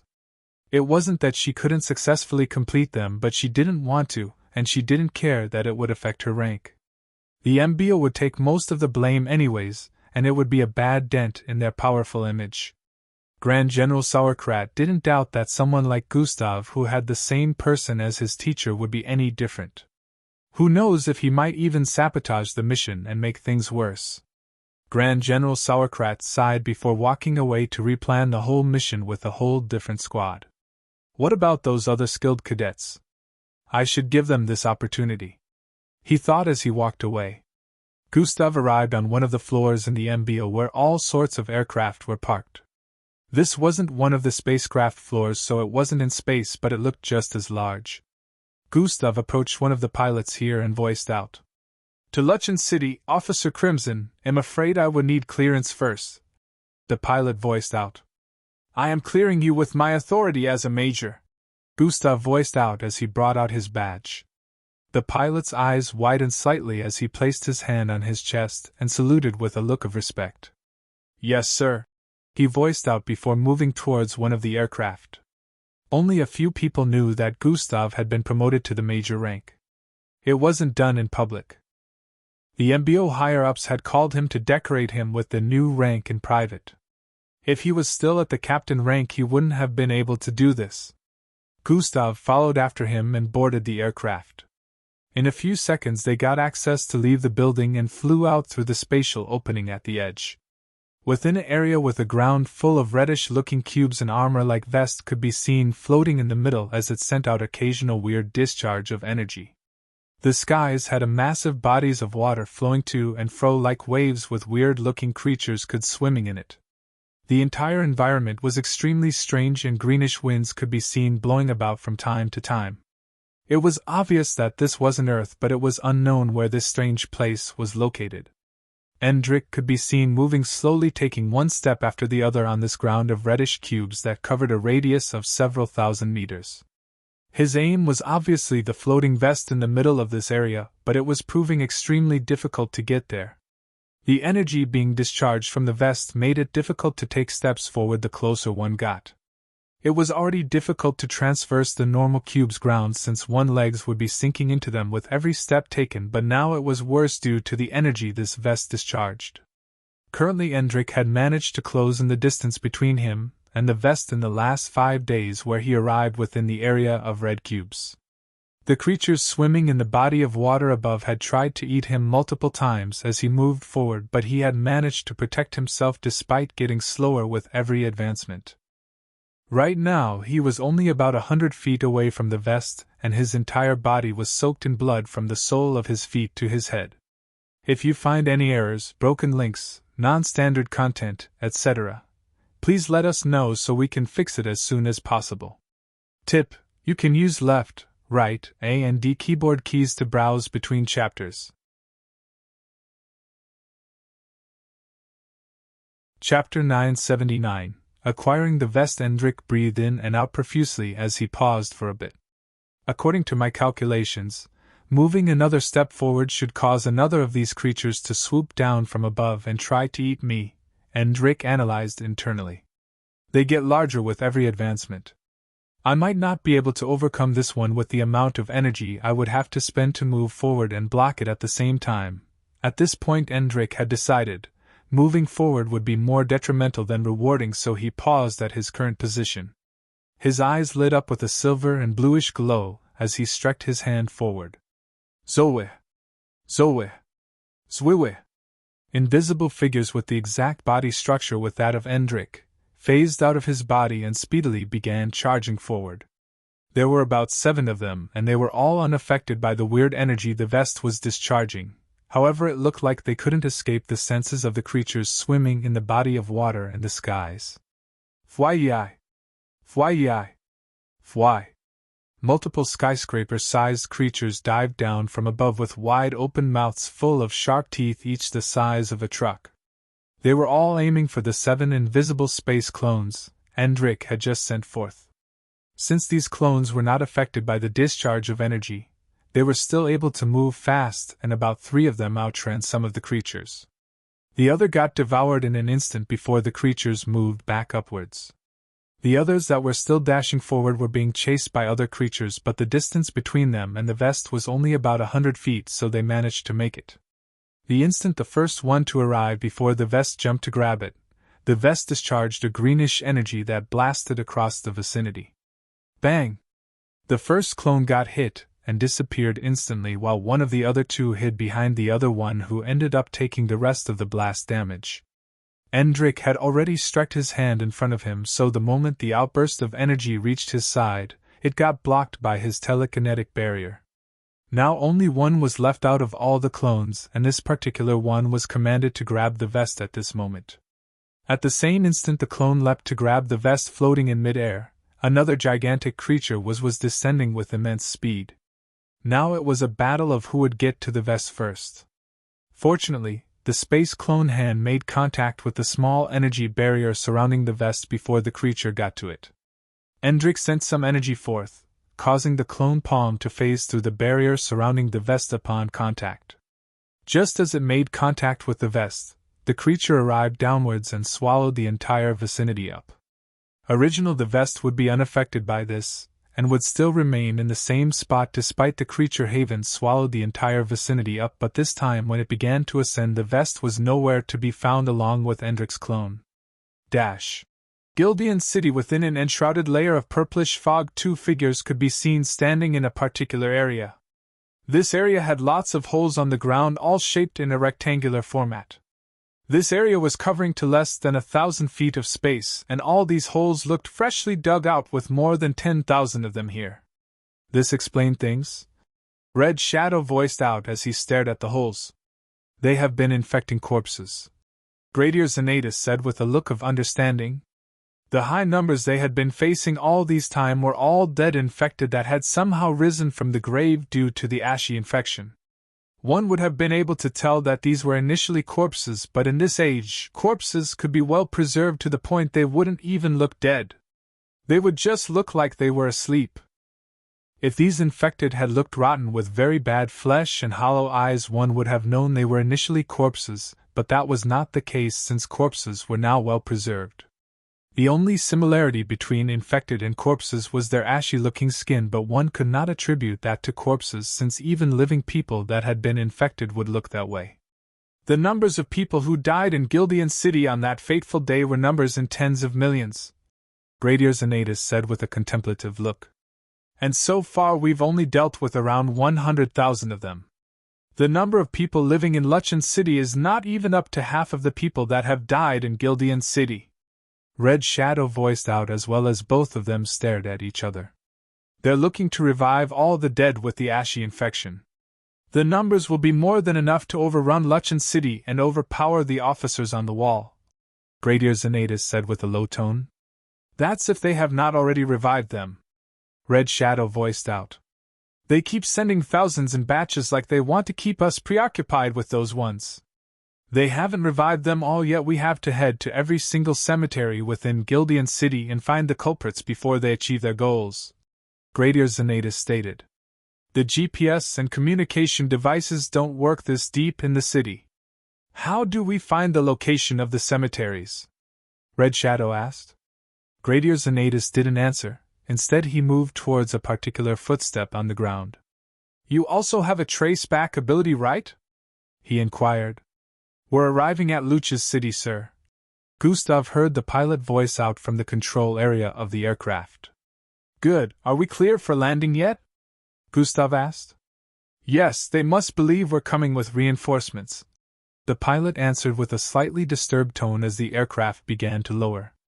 Well, I am the reinforcement. If you find any errors, broken links, non-standard content, etc., please let us know so we can fix it as soon as possible. Tip: you can use left, right, A and D keyboard keys to browse between chapters. Chapter 980. Handing the cure over S. Yes, they must believe we're coming with reinforcements, the pilot answered with a slightly disturbed tone as the aircraft began to lower. Well, I am the reinforcement, Gustav said internally as he stared at the holographic display of the city view from above. Most of the streets were empty, but there was a certain part in the city that was swarming with people trying to evacuate. The aircraft landed in a particular part of the city where the MBO officers were being deployed. Upon getting off, the officers around noticed that only Gustav was getting off the aircraft. It's just a single person, one of them voiced with a tone of confusion. We requested for more reinforcements. How could only one person be sent? Another one voiced out from the side. Who is even the person that? While another one was voicing out, they spotted Gustav's face properly. Officer Crimson? They all voiced with surprised tones as they spotted him. Gustav didn't even act like he heard all of their complaints earlier, and just walked towards the entrance of the building the officers had been getting deployed from. Did the higher-ups send him here? This was the thought on their minds as they followed after Gustav. The scientists on this case, where are they? Gustav asked. One of them responded and led the way. Minutes later, Gustav was standing in a small laboratory room that looked like it was created in limited timing. So you're saying this is a cure for the normal ashy infection? A middle-aged looking woman with white scaly face held onto the sample Gustav handed to her with a look of disbelief. Yeah. It's left to you guys to use this and create a new cure that would work against these new psycho-infected. Gustav responded. How do we know it's authentic? We have to test it out first, she voiced with a doubtful tone. You can do that if there is a normal infected around here, Gustav stated. There is none. We'll have to bring this back to the underwater research facility and test it properly to be sure it can be cleared for human use first, she said while placing the sample on the laboratory table. Sure, if you have enough time for that. From what I've heard, the number of infected keeps increasing by the minute, and who knows when the entire city would be overrun, Gustav said while turning around to leave. You can foolishly decide to take so much time to clarify its authenticity, or you can trust someone who has saved the world before and start working on another cure as soon as you can. Gustav began walking away at this point. The eyebrows of the scientist in charge furrowed after she heard this. A look of hesitance could be seen on her face. The choice is yours. Gustav's voice trailed off as he got up. The lead scientist stood in place for a few minutes, unsure of what to do, while the other scientists around stared at her, waiting for her decision. We will begin working on making a cure that will affect the bloodshot infected right away, she voiced out as her face lit up with a look of decisiveness. Gustav arrived outside the building, and towards the left he could see a massive gate where lots of citizens were standing in front of. This was several hundred feet towards the left, and these citizens were looking to leave the city, but things were quite difficult. Even those who had been allowed beyond the gated were still there waiting. Evacuation was an almost impossible task due to the sensitivity of the situation. Other cities were not willing to open their borders to people from the city due to the infection scare. So far, everyone knew the ashy infection could be passed from just contact alone. Gustav could count no less than 100,000 people waiting around to get evacuated, and so far not even a single aircraft had left here unless it was from the MBO. Aircrafts had mostly been coming in, carrying troops with them and medical supplies. There was also a massive citadel where people had also gathered, and which was said to be impenetrable for those who were unsure of if the MBO could protect the borders from being infiltrated by the infected. This citadel was created especially for emergency situations and would sink underground if the situation got out of hand to protect people better. However, the citadel was completely filled and mostly important people were allowed in. Those who were unable to get in before it filled up were trying their best to get evacuated, which was also an impossible task currently. That wall is strong. Gustav's eyes were currently gleaming with a red and golden color as he stared at the walls surrounding the city. He already knew it was created by a mixed blood, but then he noticed the sturdiness was very close to that of the Iro silk. However, it was better structured since it was hard to use the Iro silk to form a straight wall. It would always be spiky and people would not be able to stand on it like this. The city also had a barrier surrounding it within the walls, so the security protocols put in place was really top-notch. Officers standing on the walls could not even get back into the city unless they broke through the barrier or asked for permission for a part of the veil to be lifted. Officer Crimson, are you joining them at the top of the wall? An officer suddenly voiced out from the side. I just might, Gustav responded. Please, we need your assistance. The officers could use as much help as they can get, the officer voiced out. Sure, not a problem. Gustav nodded slightly as he stated. Before I do that, has anyone seen Gradier's Anatus? Gustav asked. Major Gradier Xanatus has left the protection of the walls in our hands till he gets back, the officer responded. Gustav's face shone with a bit of confusion as he heard that. Get back from where? Gustav inquired. Chapter 981. Protecting Luchen City. The officer then went on to explain everything that had happened here within the last few days that were explained to him by the officer at the counter within the MBO tower. Gustav already knew about the whole thing being a conspiracy, and how they found one of the people who was most likely responsible who ended up committing suicide to cover up the deeds. It was also known that there are others involved who are most likely infected people, and controlling them as well. What Gustav had no idea about was the situation of Gradier Xanatus and Red Shadow, who had both jumped off the walls and headed towards Gildian City. Gustav was a bit surprised that they would infiltrate the city on legs, which meant they would have to go through thousands of infected. This way was risky since they could get infected themselves. Oh, so they also wanted to cut down the numbers of the infected in the process. Gustav figured out their motive.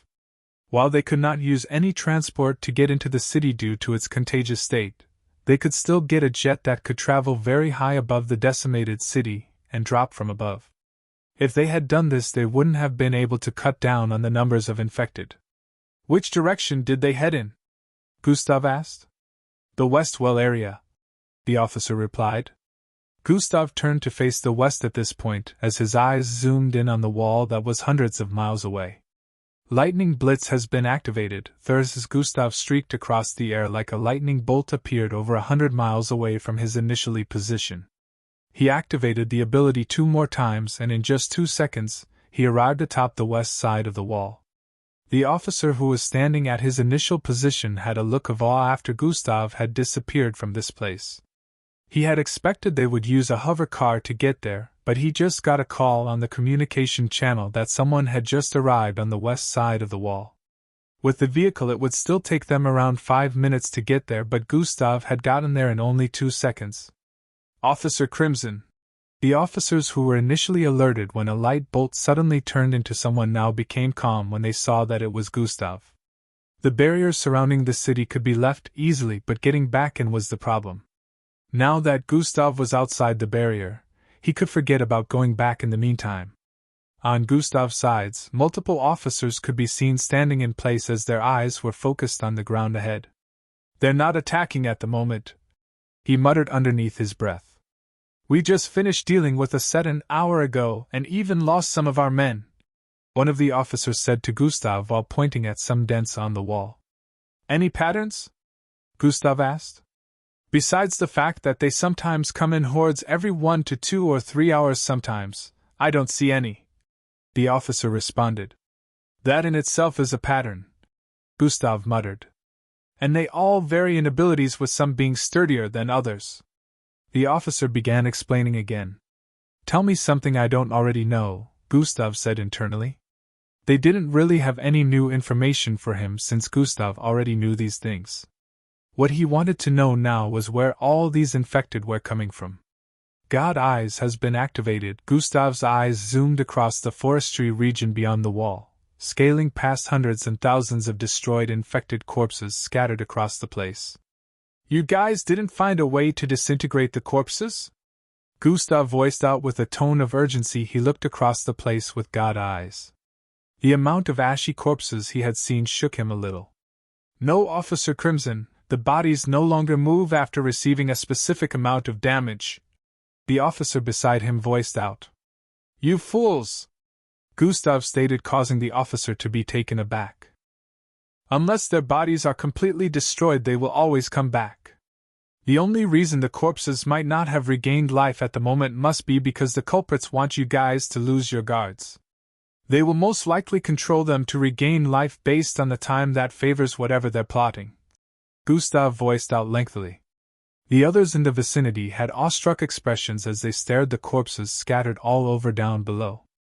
Gustav felt the culprits must be planning to take them by surprise and bring these ones back to life at the same moment they sent another massive horde here. Gustav's eyes suddenly widened in realization as he thought of something. Corpses, he muttered underneath his breath. Officer Crimson?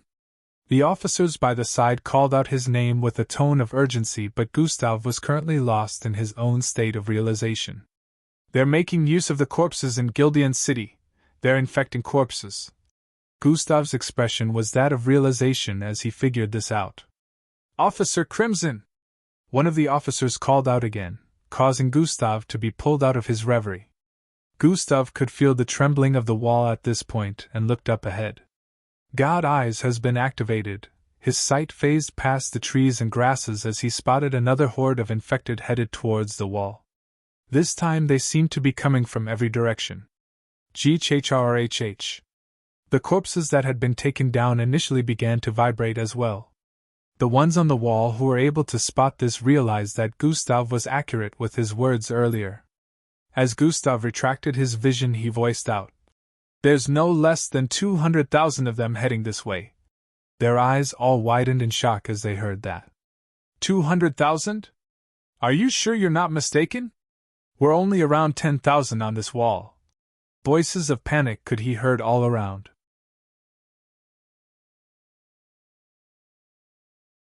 Chapter 982. Gustav takes command. 200,000? Are you sure you're not mistaken? We're only around 10,000 on this wall. Voices of panic could be heard all around. Gustav only voiced it out low, but it had already spread across the wall quickly from the others who were exclaiming in shock. At the same moment, Gustav leaped into the air with his hands outstretched. A milky-colored glow appeared on his arm as he stretched them out. Thump! Thump! Thump! Balls of milky-colored light shot out across the place and landed on the ground up ahead. The instant they landed on the ground, they expanded intensely, disintegrating the surroundings and everything they touched. The corpses that were about to rise were disintegrated as these balls of light expanded and even got rid of the trees and vegetation across a radius of 3,000 feet. The officers who were standing on the wall were hyped up by this sudden attack of Gustav that had just practically incinerated the environment. "Focus on destroying them completely and leaving no body parts left," Gustav yelled out as wings sprouted out from his back. The others on the walls let out a battle cry as attacks began to fly forward. Those who had fire-based abilities or practically any bloodlines with abilities similar to disintegration began working on making sure the beaten-down corpses of the infected were gotten rid of. They had began sending attacks out before the infected even arrived hundreds of feet before the wall. Gustav flew forward as a reddish-hilted katana with electrifying arcs swimming around it appeared in his grasp. The infected were still rushing forward with speed, and some were now around 500 feet away from the walls. Gustav raised the katana as he arrived at a particular spot in the air and swung downwards with intensity. VRRHHHHHHH. A massive red arc traveled downwards with intensity and left a gigantic gash in the ground upon making contact. The ground trembled intensely as cracks appeared all over the ground, began sinking in even more. A deep gash-like pit had been left in the ground from this attack, that covered a distance of more than 4,000 feet.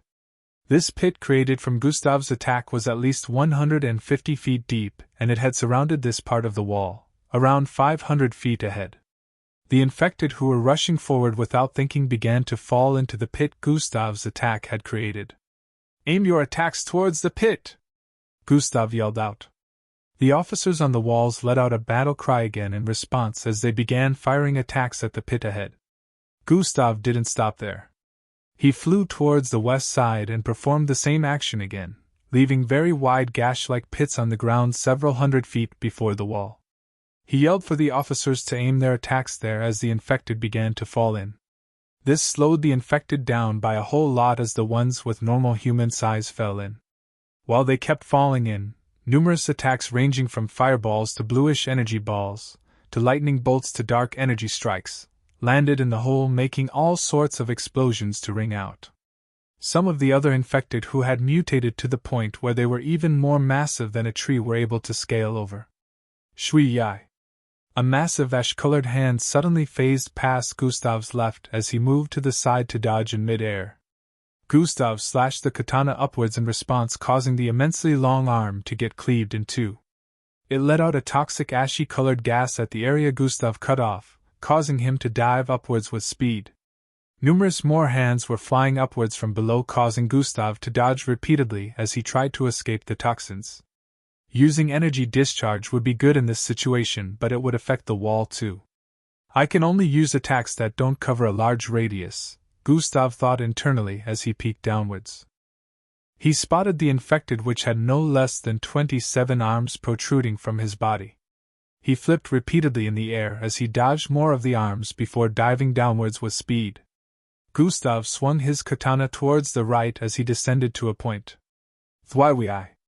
Another reddish arch slashed forward, ripping the tree-sized infected in two and even destroying tens of infected behind. Greenish balls of toxin began flying towards Gustav before he could dash upwards again. Gravitational displacement has been activated. Gustav suddenly stretched his left hand towards the side, causing the green balls of toxin to start flying back in the direction it came from. It blasted through multiple infected as it arrived back in the mouth of the infected, who spat it out. Boom! The head of the infected got blasted to pieces. Bang! Gustav landed on the ground and looked forward. The entire vicinity was crowded with infected to the point that he couldn't even see spaces in between them as they hurried forward with bloodshot eyes. Bang! Boom! Boom! Boom! Explosions rang out across the place as the attacks from the officers atop the walls kept landing and destroying hundreds of infected. However, even with the number of infected they were destroying by the second, it still looked as if the swarm of infected were unaffected. The sheer numbers that were left made it look like their efforts were in vain. Gustav's hand tightened around the katana as blood flowed down his right hand. Might be the best time to make use of that temporary energy doubling card, Gustav said internally. The system wasted no time in using one of the cards Gustav had gotten as a reward according to his will. Times 2 24 hours energy boost card has been activated. Host energy will be 2 times as high for the next 24 hours. I'll have to keep the katana back in my storage device after this attack.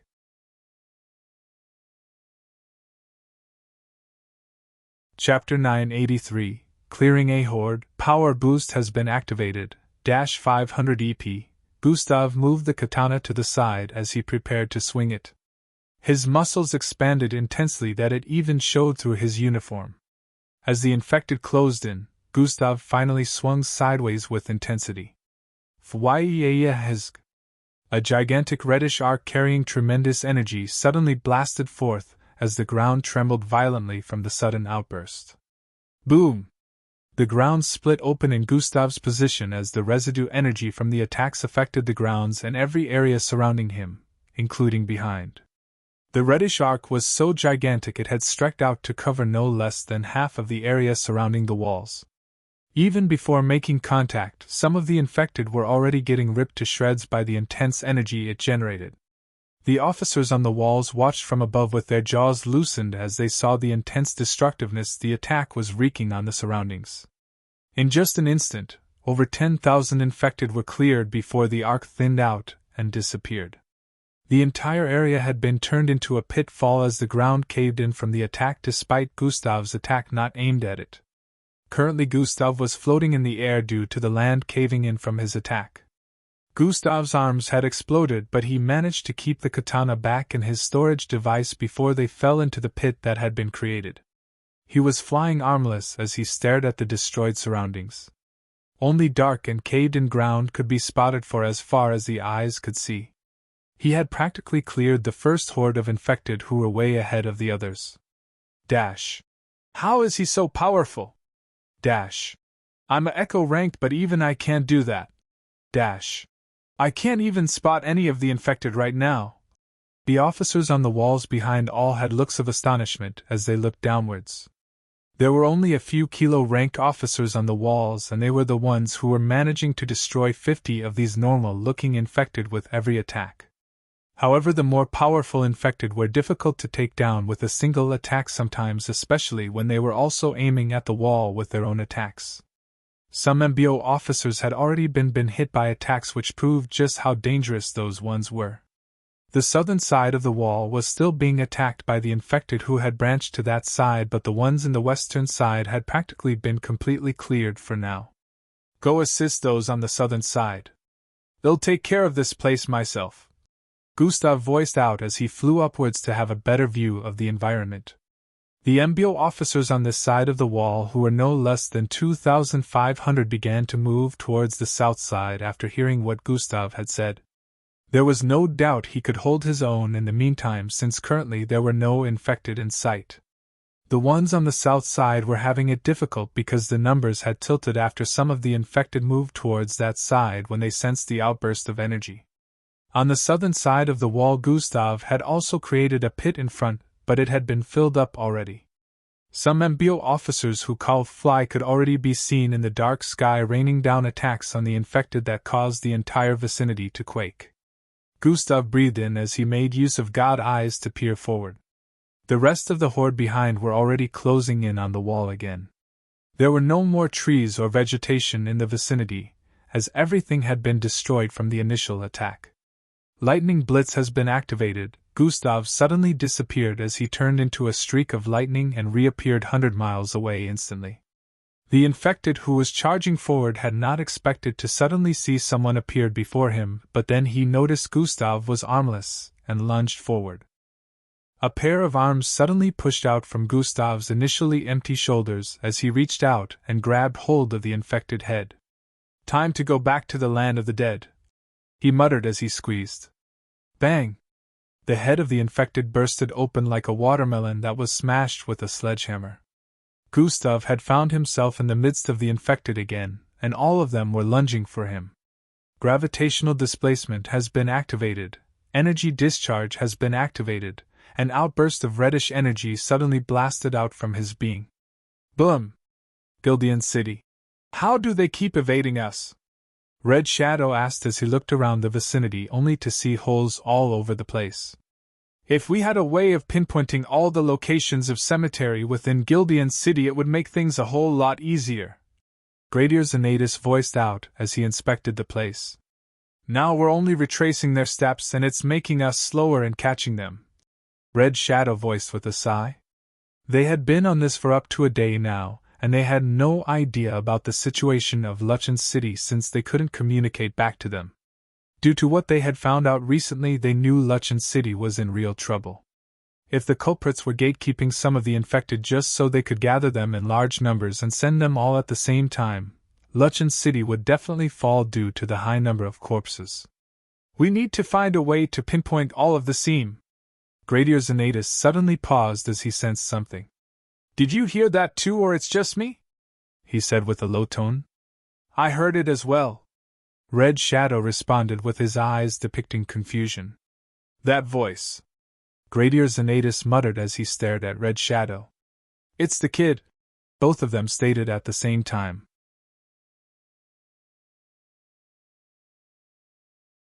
Chapter 984. It's the kid. That voice. Gradier Zanatus muttered as he stared at Red Shadow. It's the kid, both of them stated at the same time. They both had looks of confusion and disbelief mixed on their faces. They were not hearing the voice from their ears, instead they were hearing it within their minds. Dash. Gradier Zanatus, Red Shadow, can you hear me? Gustav, is that you? Red Shadow asked internally. Yeah, how are you doing this, kid? Gradier Zanatus questioned within his mind as well. It turned out a kind of mind link had been created where Red Shadow and Gradier Zanatus could hear each other and converse with Gustav as well. And currently at the borders of Luchin City, battling the hordes of infected, you came here? Red Shadow responded with a tone of surprise since he recalled Gustav stating he was busy with something. Yes, I came to help out. I had to stay because the numbers increased by a whole lot, and it's getting difficult for the officers deployed here. Both of them had looks of urgency as they heard that. It turned out things had gotten worse after they had left, just like they assumed it would. I figured something out. The infected being sent here are corpses from the cemeteries in Gildian City, Gustav voiced internally. We know about that already, Gradier Zanatus said in response. We're currently trying to retrace their steps so we can find them before they revive every single corpse here, Red Shadow explained. It's proving difficult because we can't navigate the way to the cemeteries ourselves without a GPS, with the bad visuals and toxic energy in the air. Gradier Zanatus also added. So you guys just need a way to pinpoint the locations of every cemetery within Gelidian City, right? Gustav asked. It would make things a whole lot easier if there was a way we could do that. Trying to retrace their steps will take more time, and who knows, we might already be too late before we find them, Gradier Zanatus replied. Alright. Wait to get the signals. What signals? Gradier Zanatus questioned internally, but this time there was no response.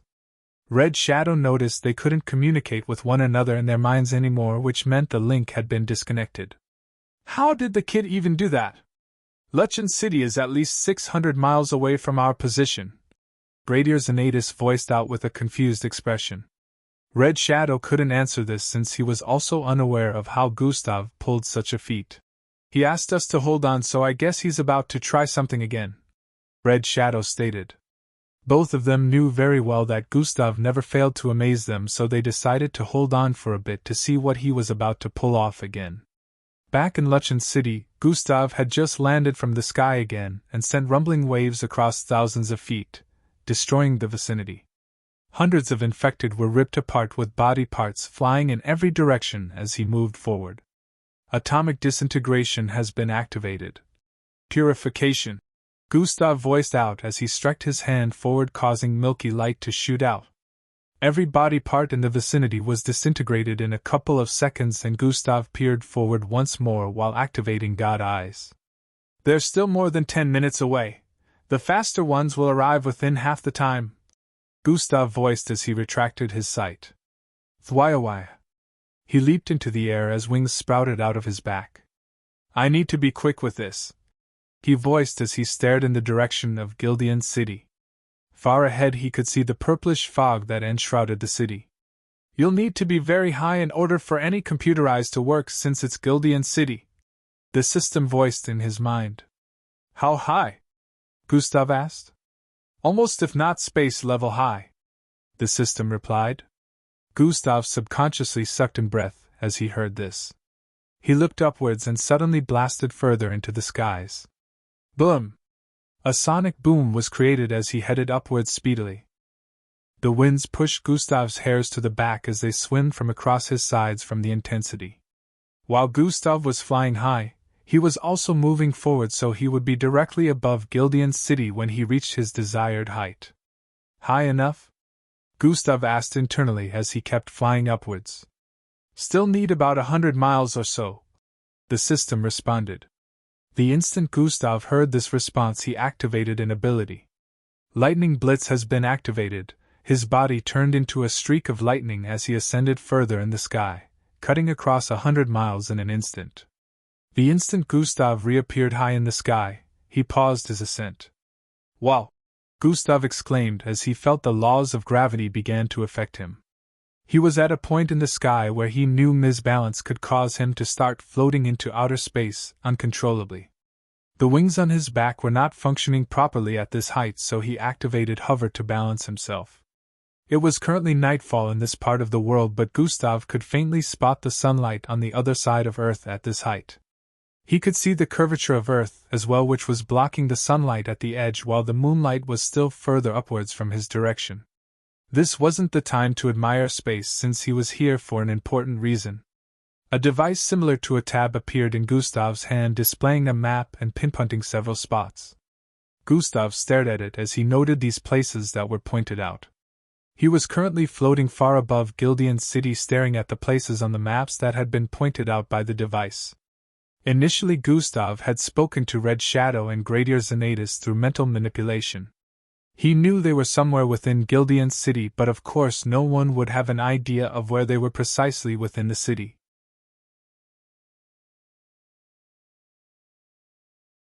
Chapter 985. Helping out from space. Even if anyone knew of their precise location, Gustav couldn't head to them because he had to join the other officers in protecting the city.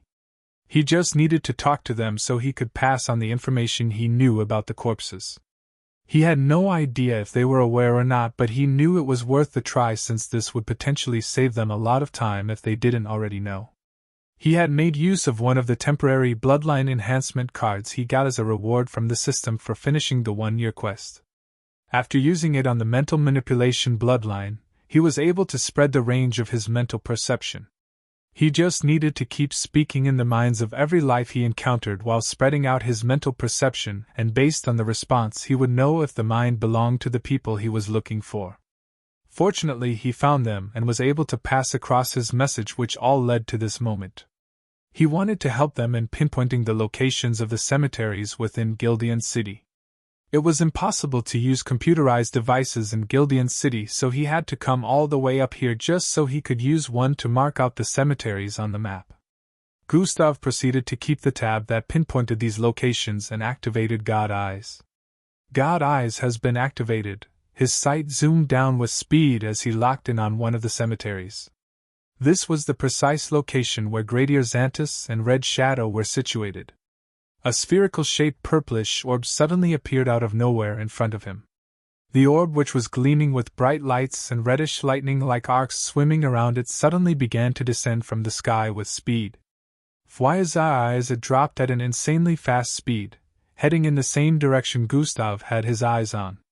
Despite the purplish fog that enshrouded the city, Gustav's sight was still extremely clear from this height while he made use of God Eyes.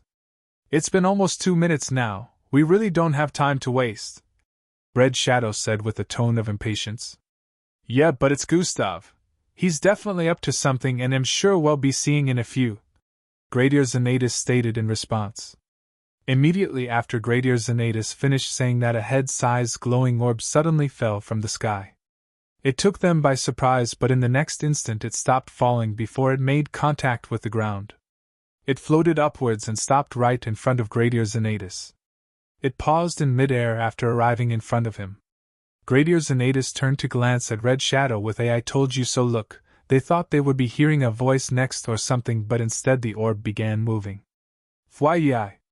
It turned to head in the southwest direction, causing them to give chase. Gustav, who was far above, was not just leading them to a cemetery, but leading them towards the cemetery where he had spotted some people doing shady deeds. He wanted to be quick with this so he could get down back to Luchen City before the next wave of infected arrived there. The orb was moving very quickly and both of them gave chase.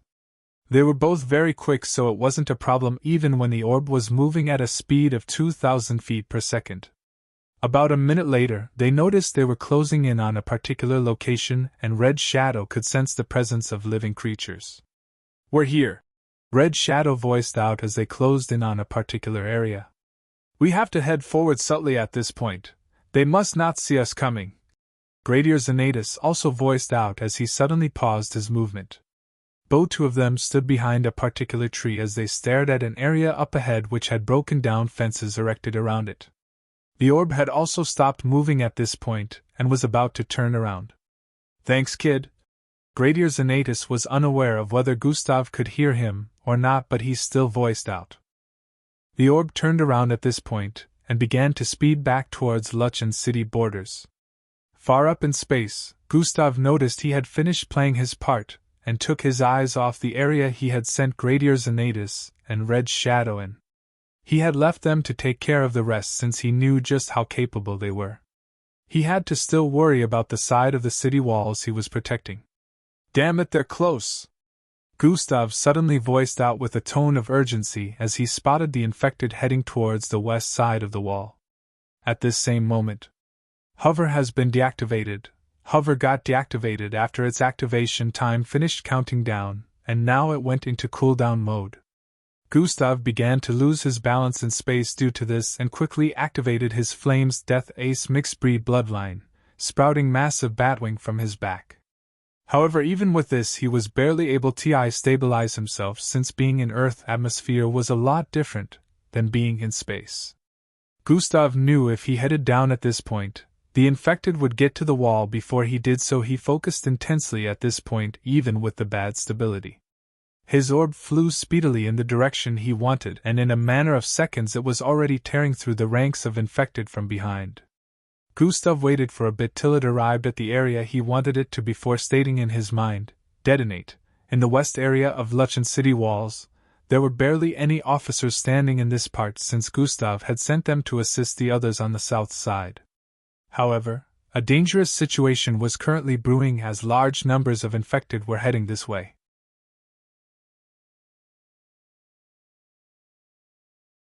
Chapter 986 Perfect Timings. However, a dangerous situation was currently brewing as large numbers of infected were heading this way. They had closed in on the walls in the west area, and the number of MBO officers currently manning this part of the wall were very few.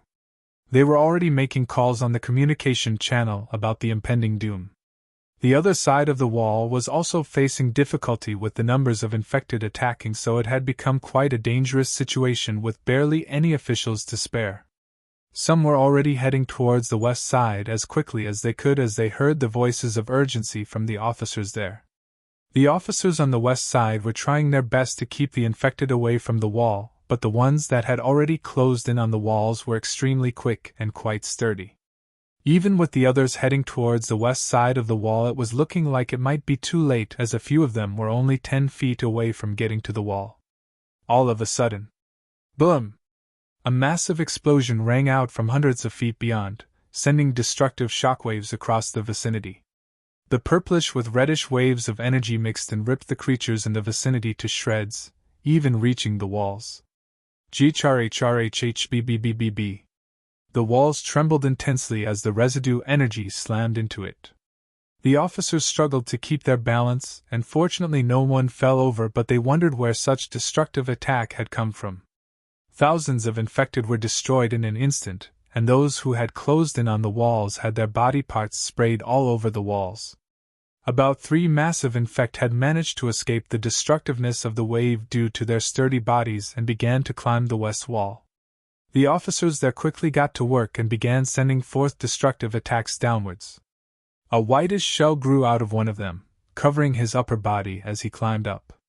The attacks kept bouncing off this particular infected as he climbed upwards. The officers gritted their teeth, and one of them leaned over the wall with the black cords reaching out of his body. These black cords looked metallic, were each very long in length and kept stretching out, stabbing into the sides of the wall and lifting him. Multiple of them pushed forward, pinching onto the shell of this infected with the intention of lifting it.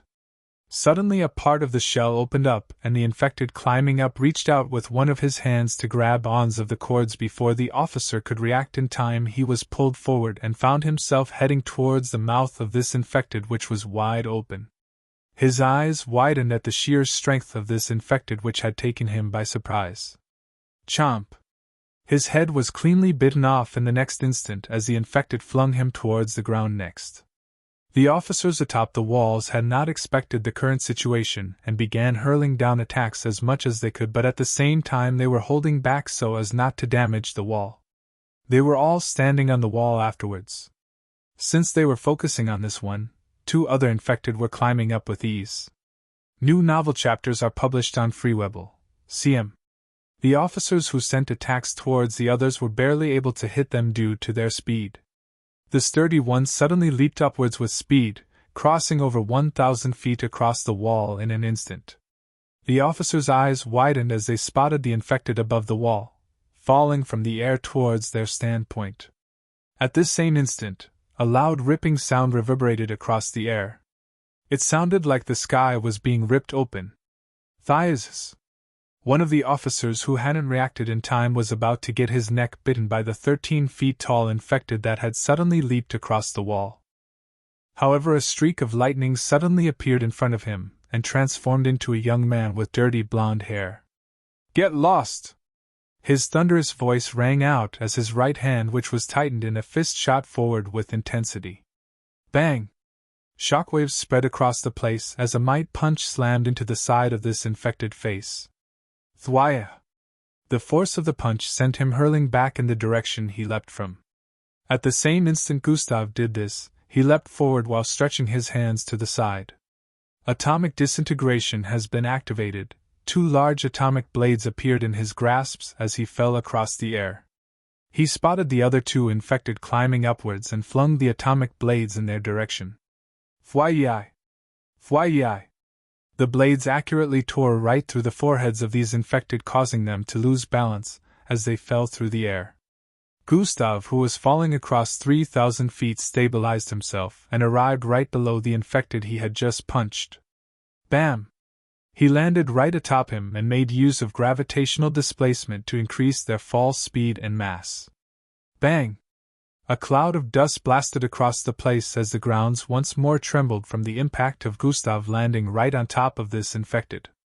Another crater had yet again been formed on the ground, and 3 infected could be seen within. The officers atop the walls began sending down attacks as the other 2 who were speedily climbing over the wall earlier had finally been stopped. These 2 were not dead yet despite Gustav's attack, but after the bombardment of the officers atop the wall they were blasted to smithereens. "Stop attacking! Don't hit Officer Crimson!" one of them yelled out after noticing the area of impact was awfully close to where Gustav had landed. As the dust cleared up, Gustav looked down and saw that he was standing on a shell instead of a body like he expected. To his surprise, this shell was very sturdy, and even with such intense landing, it didn't have more than a few scratches on it.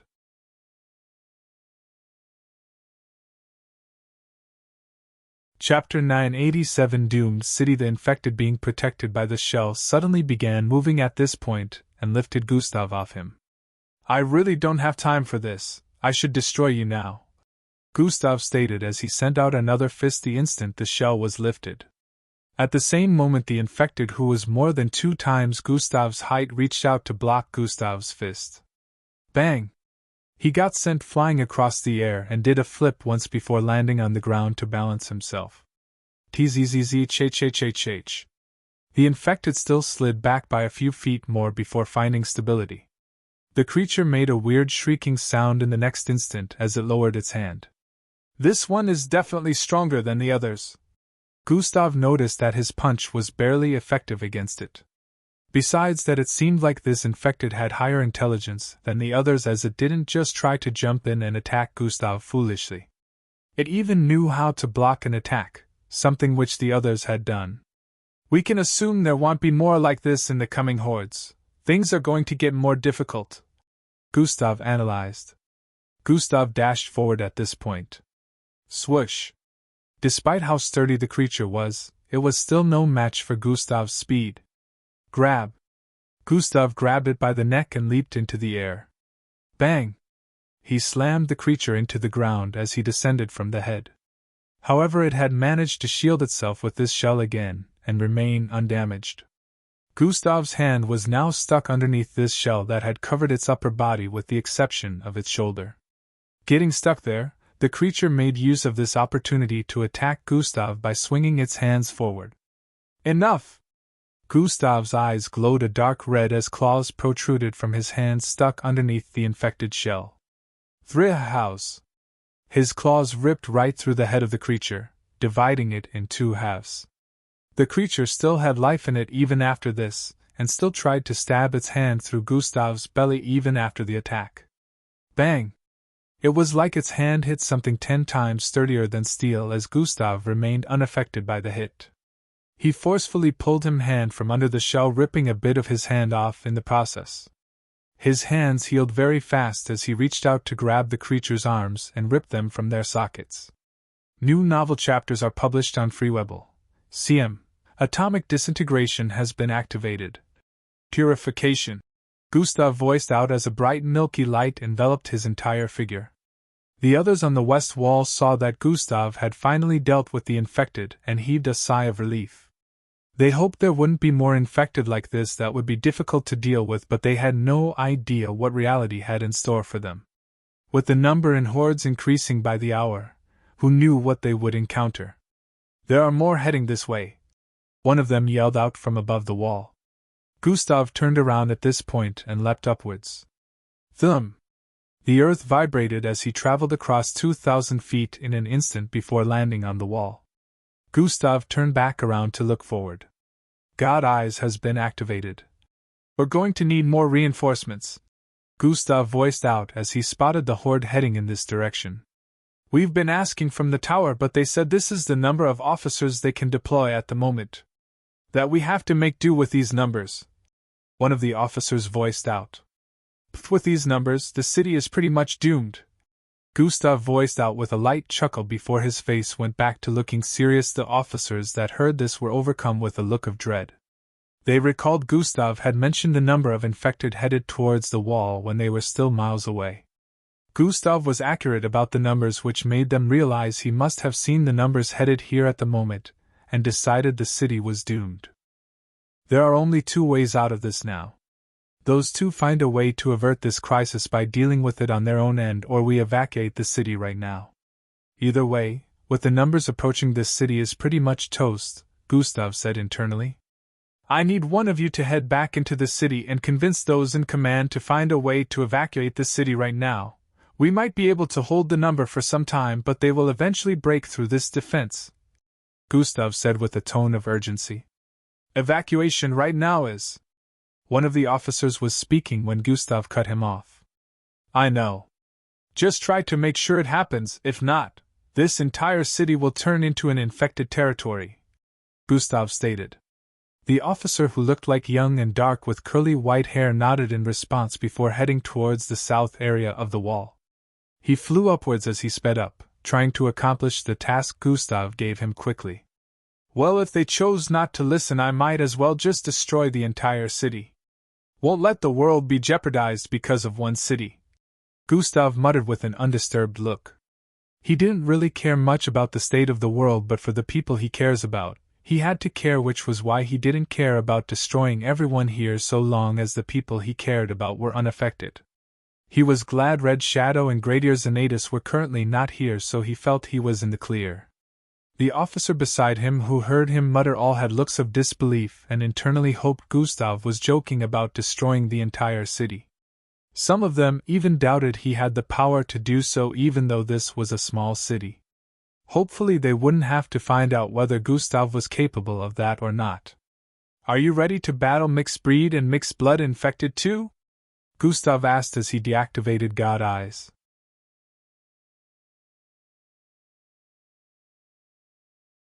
Chapter 988, A Mix of Infecteds. Are you ready to battle mixed breed and mixed blood infected too? Gustav asked as he deactivated God Eyes. What? The officers exclaimed with looks of disbelief as they heard that. Why do you think I said the city is doomed? Gustav voiced out rhetorically. It turned out Gustav had spotted ashy-colored creatures that were not humans within the midst of the infected. So far with the situation of the infected, there had never been a case of infected mixed breed reported. So far it had been humans, Slarkovs, and a few mixed bloods that had been reported infected.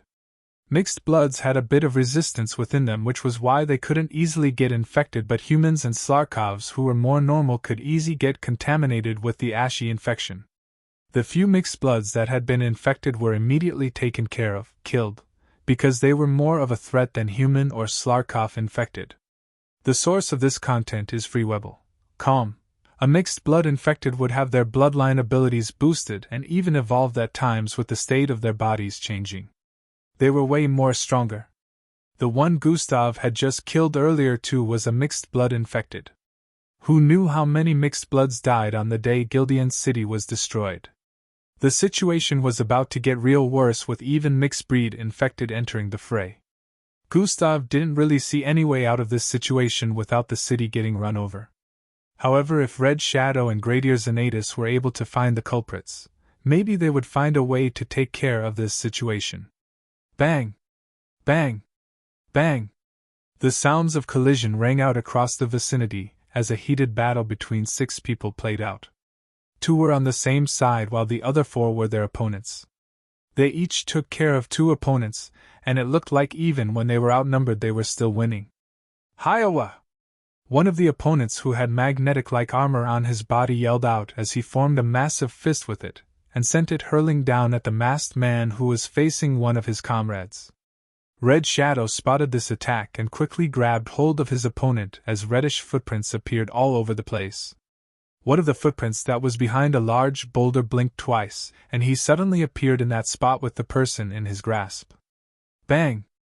He slammed the opponent face into the boulder the moment he appeared there, while the massive metallic fist hurling down earlier slammed onto their initial position. The armor-like blue helmet covering his opponent's face broke apart, revealing part of his face after he got smashed into the boulder. Red Shadow spotted the feminine face bleeding within the space in the helmet as he figured out he had been fighting with a woman all this time. Don't treat me as a woman! Fight me fairly without holding back, she voiced out as she noticed the look of realization in Red Shadow's eyes despite his masked face. Bang! Follow current novels on Freed Novel. CM. Red Shadow's fist suddenly slammed into her gut, sending her hurling across the air. Bam! Bam! Bam! Bam! She slammed through several trees due to the impact from his punch. Never said I'd hold back, Red Shadow muttered underneath his breath. Immediately after saying that, he made a side dash, dodging another fierce attack. Boom!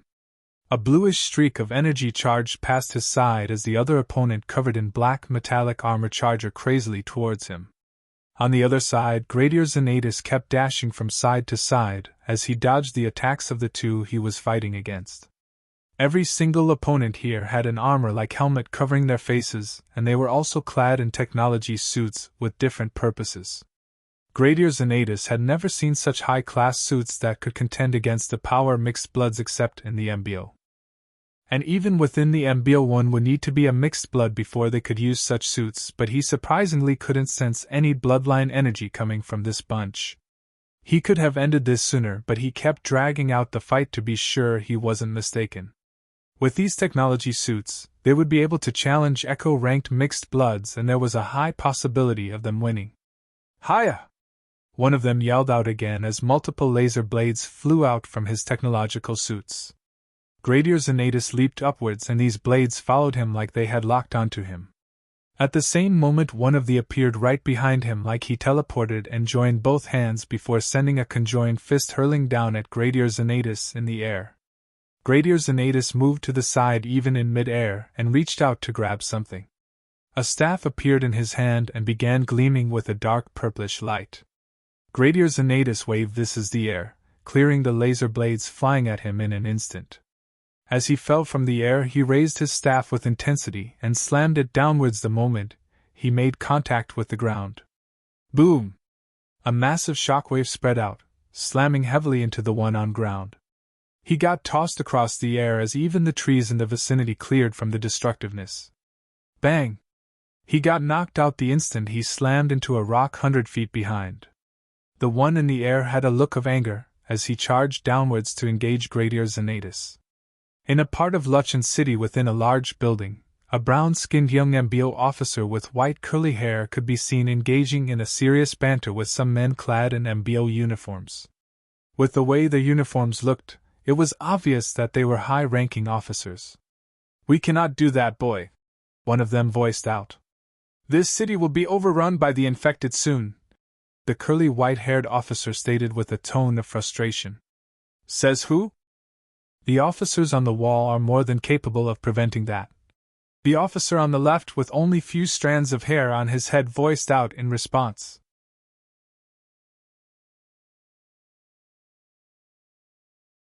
Chapter 989, Officer Fola's Sentimentality.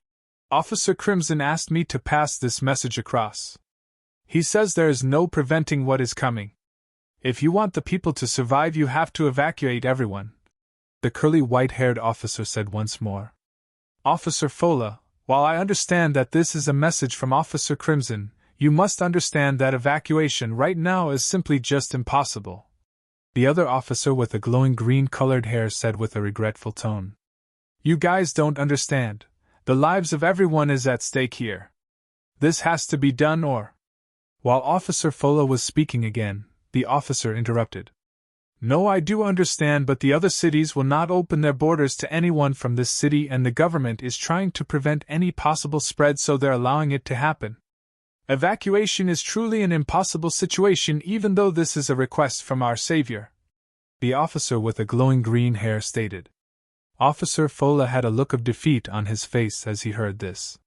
He turned to the side to look out the window, and down below he could spot thousands of Luchan City citizens standing outside a gate with downcast looks.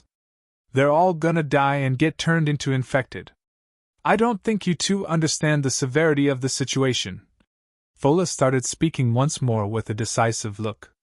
He wasn't ready to give up yet in trying to convince these old farts to get the people out of here. If the entire city becomes a city of the infected, it's gonna be worse for the world, and the culprits who had orchestrated this whole thing would have won because they will have more infected to control, which means they could head to other cities with a larger army, he voiced out. The two had contemplative looks as they heard this, which made Officer Fulla's face lit up with a hopeful expression. The source of this content is freewebble. Calm. I'm afraid it's still not possible. His hopes were doused with a bucket of cold water as he heard this response from one of the two high-ranking officials. If this city ever gets taken over, the higher-ups will give the command for it to be blasted off the map, which means everything will be destroyed, including the infected. The officer explained while placing his hand on Officer Fulla's shoulder. The only way to save this city is by preventing the infected from breaking through, he added. This closing remark made Fulla feel as though this was an impossible situation.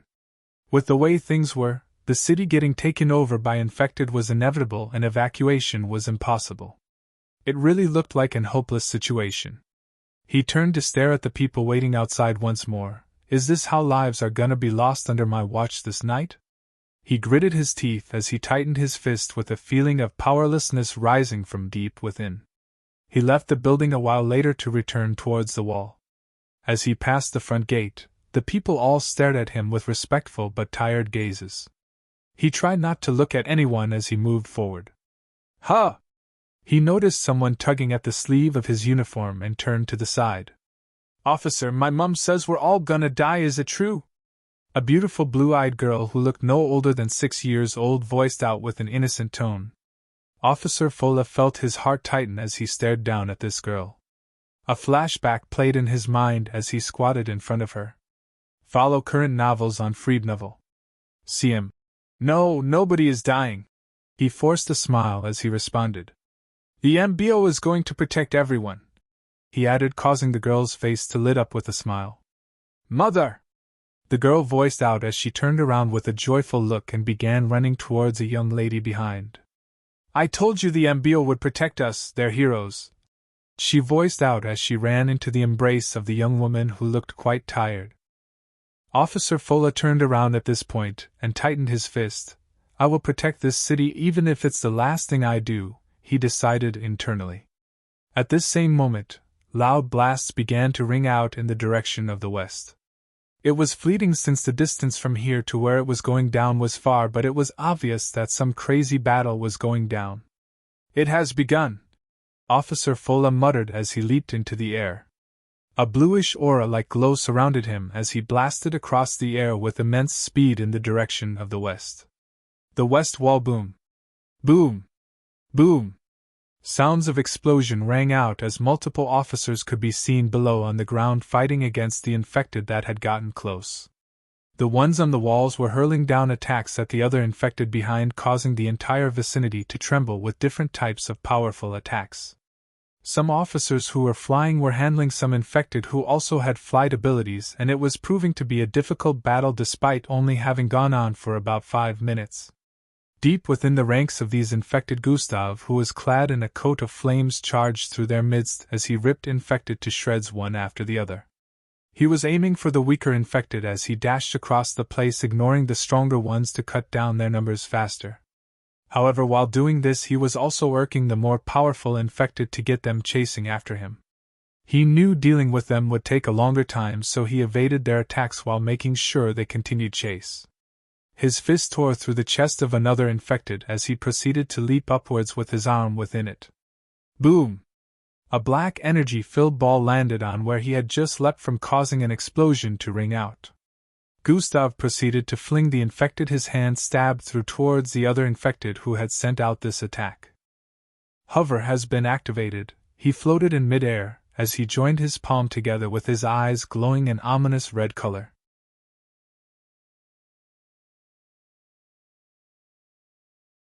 Chapter 990 Red Shadows Impatiences. Hover has been activated. He floated in mid-air as he joined his palm together with his eyes glowing an ominous red color. Gravitational displacement has been activated.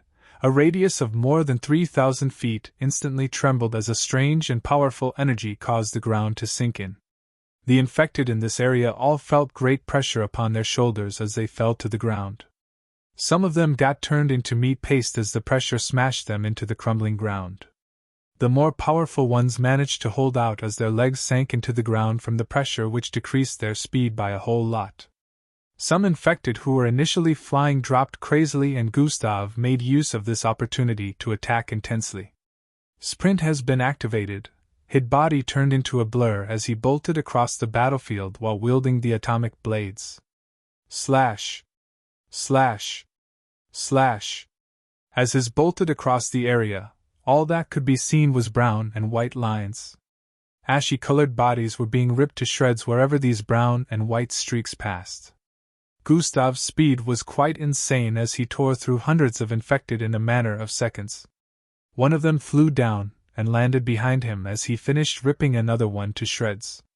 An encompassing dark wings made of gas spread out from this infected as Gustav suddenly found himself trapped within this place. The infected, who looked like a dried corpse with a large hole in its chest and forehead, lunged at Gustav after trapped him here. Gustav swung his atomic blade at the infected, which ended up slicing it in half, only for its body to rejoin after Gustav's arm had gone through it. The flames coat around Gustav dampened a little due to this infected trapping Gustav's arm within itself. Hey-ik! The creature opened its mouth, causing a tornado of black fog to shoot out of its mouth. Energy discharge has been activated. Gustav activated energy discharge, causing a wave of red energy to blast forth from his figure. Boom! The creature as well and the attack it had just spewed out got blasted backwards with intensity. The entire vicinity was getting corroded in the process of their battle, and Gustav could feel his skin melting. This dark cocoon he had been trapped in was unaffected by his energy discharge. The attack had bounced off it. Sing! A transparent head-sized item with a mysterious glow within appeared behind Gustav. Can you leave this place? Gustav asked. Thiz. Good, go wreak havoc on the enemies, Gustav voiced out after a brief pause. The floating circular-shaped item flew out of the enclosed space with ease, causing the infected to show a little expression of disbelief since it still had a bit of intelligence compared to the others. Gustav stared at the creature, who had gotten blasted quite some distance away, before speaking. I will be destroying you now, but I only sent it out there because every second counts, Gustav voiced out before charging forward. Swoosh! Miniature black hole has been activated.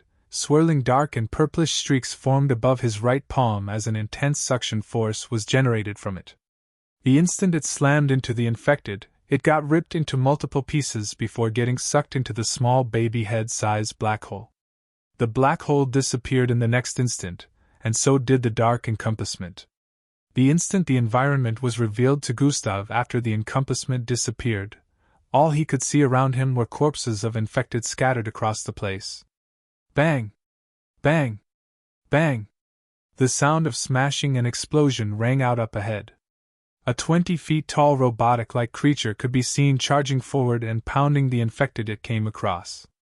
Energy cannons protruded out of its body as it shot destructive beams all across the battlefield. This was none other than the sacred jewel, which had taken the form of a gigantic bot to fight the infected just as Gustav had instructed it. Gustav wasted no time in dashing forth once more as he began to engage the infected while trying to avoid their toxins. The entire area was still not close to being chaos-free. They had barely dealt with 5% of the entire horde that had just been sent out. The entire place was teeming and crawling with them, and it was only a matter of time before the MBO officers would expend their energy completely fighting this horde if the MBO did not send in more reinforcements. Guildian City. Tell us how to stop this, Gradier Xanatus voiced out to one or the four who were tied together before him. We're not telling you squat, one of them with blood rolling down his forehead stated. I could get the information out of you, but I'm giving you a way out from getting more hurt than you already are, Gradier Xanatus voiced out as he stood in front of them. We really do not have the time for this, so if you four want extreme measures, then so shall it be. Red Shadow's eyes glowed up, shining through his mask and giving him a menacing look. Even if we were to tell you anything, there would be no stopping what is to come. We're already at the final phase, the lady tied up among the group of four stated. Diora, keep quiet, the one who spoke earlier voiced out once more. It doesn't matter, BJ, Diora voiced out in response. You know, all I have to do is get rid of your helmet completely for you to inhale toxic gas that would leave you dead in moments. Red Shadow voiced out as he squatted in front of the one who kept trying to be stubborn. If you do that, you lose your only source of possible information, BJ responded with an undisturbed tone. Okay, Red Shadow stated before suddenly stabbing his hand through BJ's neck. His hand was gleaming with a red color that made it intangible, so he didn't physically stab into BJ's neck. You're about to find out one of the reasons I'm called Red Shadow, Red Shadow stated as he pulled out something from the neck of choking BJ.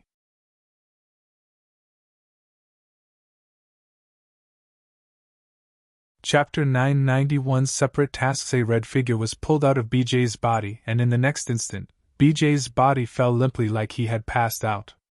The red figure in Red Shadow's grasp was an exact replica of BJ except for the fact that it was reddish. It looked like it was made out of pure energy, and wasn't physical, but Red Shadow was able to hold onto this figure with ease. The eyes of this red figure was widened as he stared at Red Shadow lifting him above the ground. I know you lots don't really care about death, Red Shadow voiced out to the reddish figure as he recalled one of them they caught earlier who committed suicide. I won't give you death, no. They'll just condemn you to a state where you have to follow me around for eternity in a state of existence and inexistence altogether. Red Shadow's voice was getting deeper and scarier as he voiced this out. It was currently around 3 in the midnight, and the moon shining down had Red Shadow's shadow displayed on the left side of the ground. However, even his shadow was currently red. Gradier Xanatus had no idea what was happening at the moment, but he could sense a dreadful energy from Red Shadow. Is he using an ability that he normally doesn't make use of? Gradier Xanatus wondered internally. While he was a little concerned, he believed Red Shadow could handle this, so he stood at the sidelines ready to pop in if things ever went out of hand.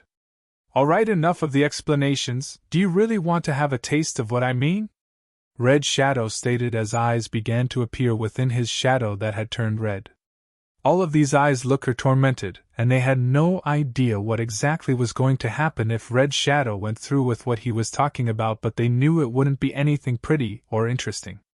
Please, please, the red replica of BJ began begging. He was in a kind of spiritual energy form, so he could sense the dread way more than others.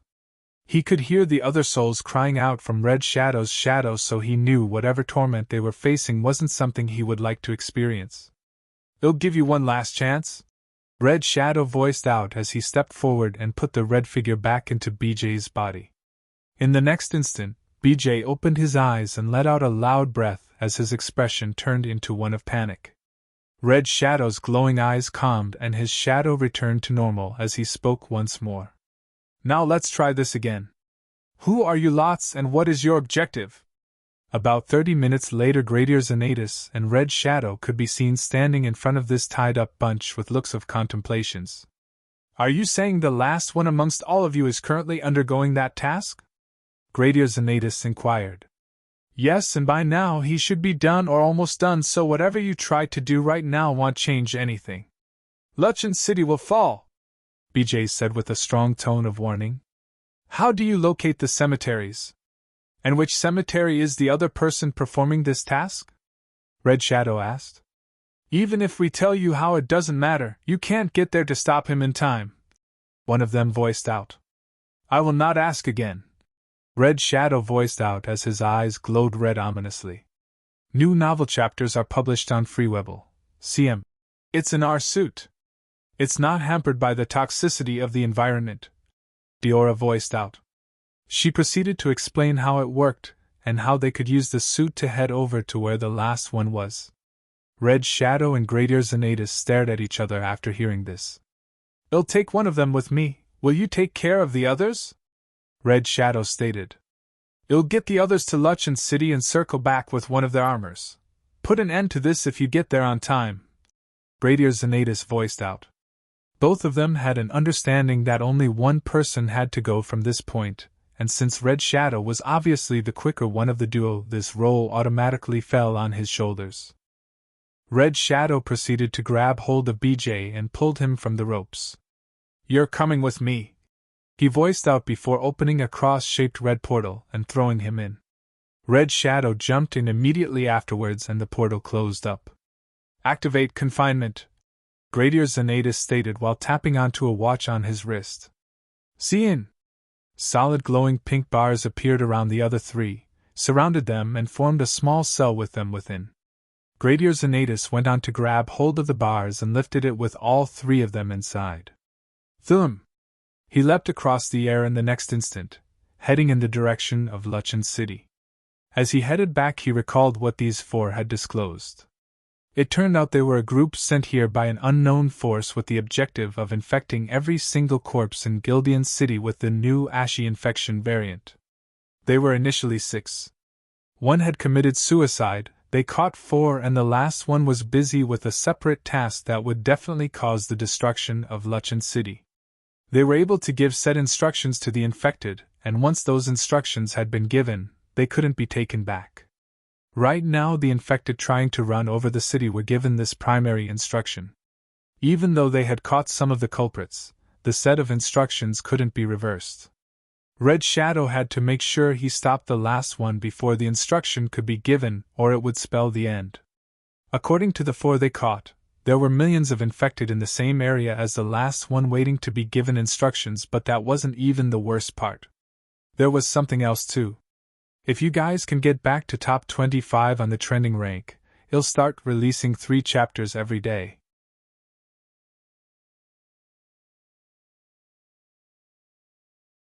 Chapter 992. The upcoming danger. According to the 4 they caught, there were millions of infected in the same area as the last one waiting to be given instructions, but that wasn't even the worst part. There was something else too. The group had opened up about trying to revive an ancient mixed breed that was plenty times powerful than a kilo-ranked mixed blood. Usually mixed breeds would be way stronger than mixed bloods even if their level was similar in terms of how one would categorize mixed blood strength. This was an ancient mixed breed that had died centuries ago, and it was very powerful when it was alive. Almost at its prime. No one would go out of their way to preserve the corpse of a mixed breed like the way humans, mixed bloods and Slarkovs were preserved, so it was a wonder how the corpse of this ancient mixed breed wasn't disintegrated yet. The group explained the creature was really powerful when it was alive, so it would still take about 100 more years before its corpse could be disintegrated. Red Shadow didn't know much about the creature they were talking about, but Gradier Xanatus knew just how much of a danger such a creature would be when it was reawakened and turned against them. It taking order from the last one of them would spell the end for Luchin City. This was the most crucial aspect, and Red Shadow was hoping he'd arrive in time before any instructions were passed down. The millions of infected already stored at a part of Gildian City waiting to be given orders were also a massive threat, but Gradier Xanatus knew that with his rank he could ask for more reinforcements. The MBO would be willing to send more for his sake, but with the ancient mixed breed being added to the fray, the amount of reinforcements they would need to take it down will not be able to arrive on time before the city was run over. Gradier Xanatus leaped repeatedly across the air as he carried the 3 culprits back with a worried expression.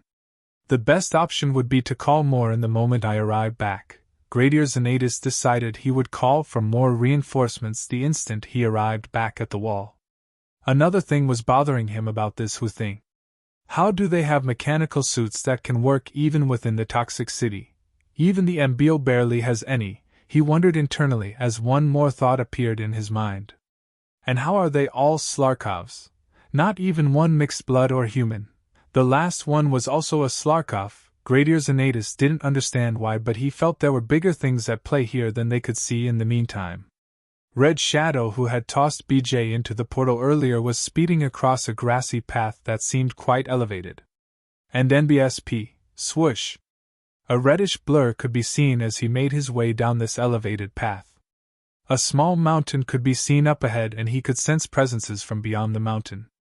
Usually he would slow down so as not to alert the enemy, but time wasn't on their hands at this point, so his thought was to jump in first and think of the situation afterwards. Then he leapt across the air while still carrying BJ. Are we here? Red Shadow questioned. New novel chapters are published on Freewebble. CM. Yes, just right beyond the mountain, BJ answered with a look of fear. Good, Red Shadow muttered as he landed on the small mountain. He proceeded to look forward at this instance, and could see an expanse of land up front. Everywhere would look deserted, which was normal, but this particular location looked fresh compared to the rest. The area was quite silent and dark, but Red Shadow eyes instantly spotted what he was here for. In this expanse of land, a large army of infected could be seen lined up in front. Their ash-colored skin was quite clear from the top of this mountain, along with their red bloodshot eyes, but unlike the others, they weren't making any move. They just stood there without making a sound. Red Shadow slowly stepped forward as he observed the entire vicinity. Traps. Red Shadow said internally as he noticed something after stepping forward to a point. Won't be wise to alert the enemy until I spot them, he said internally as he looked around. No matter where he looked, all he could see were tons and tons of infected scattered around. He could even spot mixed breeds amongst their ranks. This is definitely more than 1,000,000 infected, he said internally. The situation was quite dangerous as he couldn't find the last culprit who had been given this task. Where is he? Red Shadow asked BJ, who was kneeling beside him. He should be somewhere on the east. There's a small hatch that leads underground, BJ responded. Red Shadow turned to stare at the east, taking note of the area he was supposed to head in. BJ was still tied beside him, but he knew bringing him along would be a stupid decision as it would slow him down, so he decided to confine BJ to this mountain. Red Shadows phased out of his shadow and proceeded to clinch onto BJ's shadow, leaving him unable to speak or move. That should do it, Red Shadow said internally before turning to stare at the east side again. Thwyish! His body suddenly blurred as he disappeared from his standing point in the next instant. Boom! An explosion rang out in his initial position, and Red Shadow had appeared about 50 feet towards the left. That was close, he muttered as he squinted his eyes. He couldn't see or sense the presence of anyone, but without a doubt he sensed something at the last second, which was why he bolted to the side. He suddenly sensed danger on his left, and charged forward again. Boom! Another explosion rang out, causing rocks to be blasted to smithereens. There's someone here. Red Shadow honed his senses to the max as this thought appeared in his mind.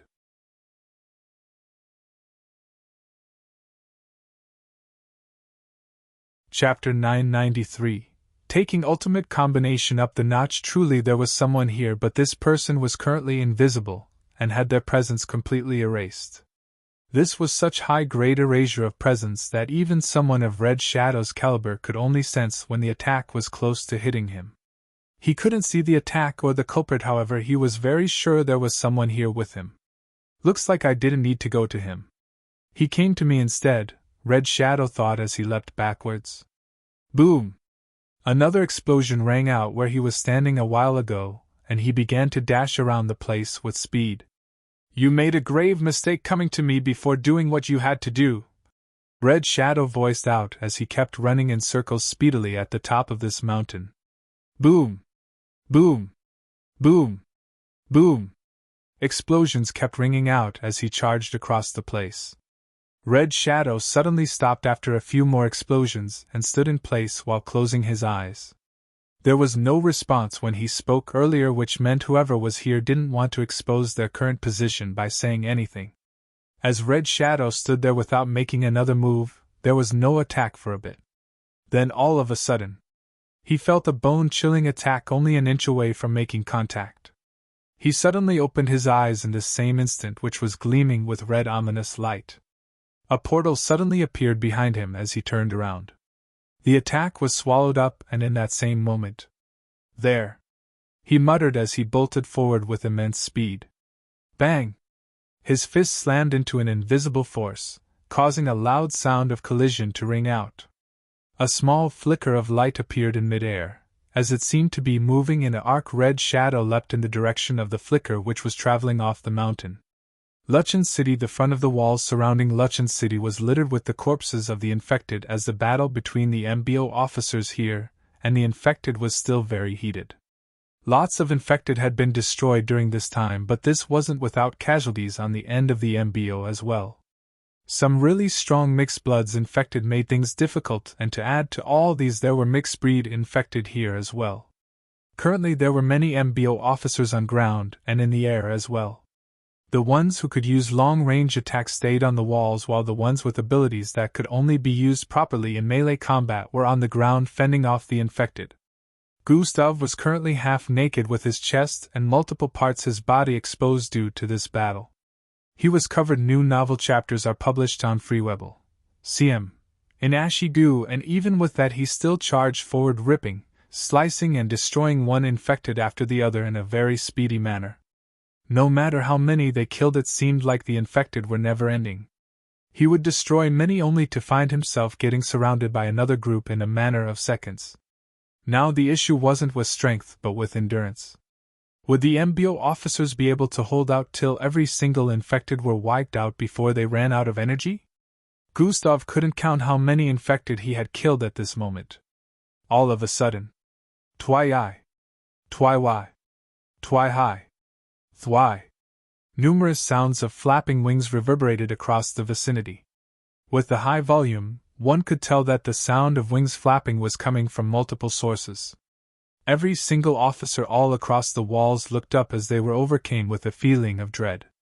Up above, a massive horde of infected mixed breed could be seen flying towards the wall. It was currently around 5 in the morning and the moon was still out, yet the sheer numbers of the infected mixed breeds casted numerous shadows across the land. The sky was completely covered up due to their massive numbers. Each of these mixed breeds were the size of a truck, and they had armor-like brownish covering on most parts of their bodies with massive eagle-like wings.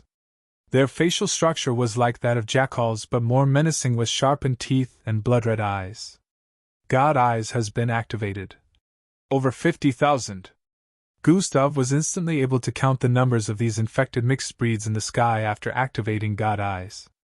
With the amount here, Gustav knew that without taking things up the notch, the barrier would be broken in no time and the city would be overrun. Combination has been activated: Bloodwolf plus Mutated Boar plus Demonic Bunny plus Severina Serpent plus Flames Death Ace. Gustav activated Ultimate Combination at this point, mixing up more than 6 mixed breeds at a time. His body transformed rapidly as an unbearable and powerful aura that made him unapproachable spread out from him. The infected all around were unable to approach for some time. Not because they didn't want to, but because they just couldn't. All within a particular radius from Gustav were trapped in place by the powerful aura. Silver scales had appeared on Gustav's body as he grew out 6 pair of horns on his forehead. He reached a height of 12 feet as he grew bulkier and muscular all at the same time. His eyes were gleaming with multicolored lights due to the multiple streams of abilities he had access to that had also been boosted. A radiating scarlet glow appeared at the tip of his middle horn as the energy coming from his frame caused the vicinity to tremble. Gustav had never combined so many transformations at the same time. It was so intense that he felt he might have overdone it. -5000 EP. The amount of energy points gone in one transformation left him speechless. This ultimate combination wasn't one he could keep for long, or he would be drained of energy. However, the situation demanded he took things up several notches, or this would spell the end for the city. Gustav looked up with a menacing glare at this point, spotting the thousands of mixed breeds in the sky closing in on the wall. "Tremble!" he stated with a deep tone.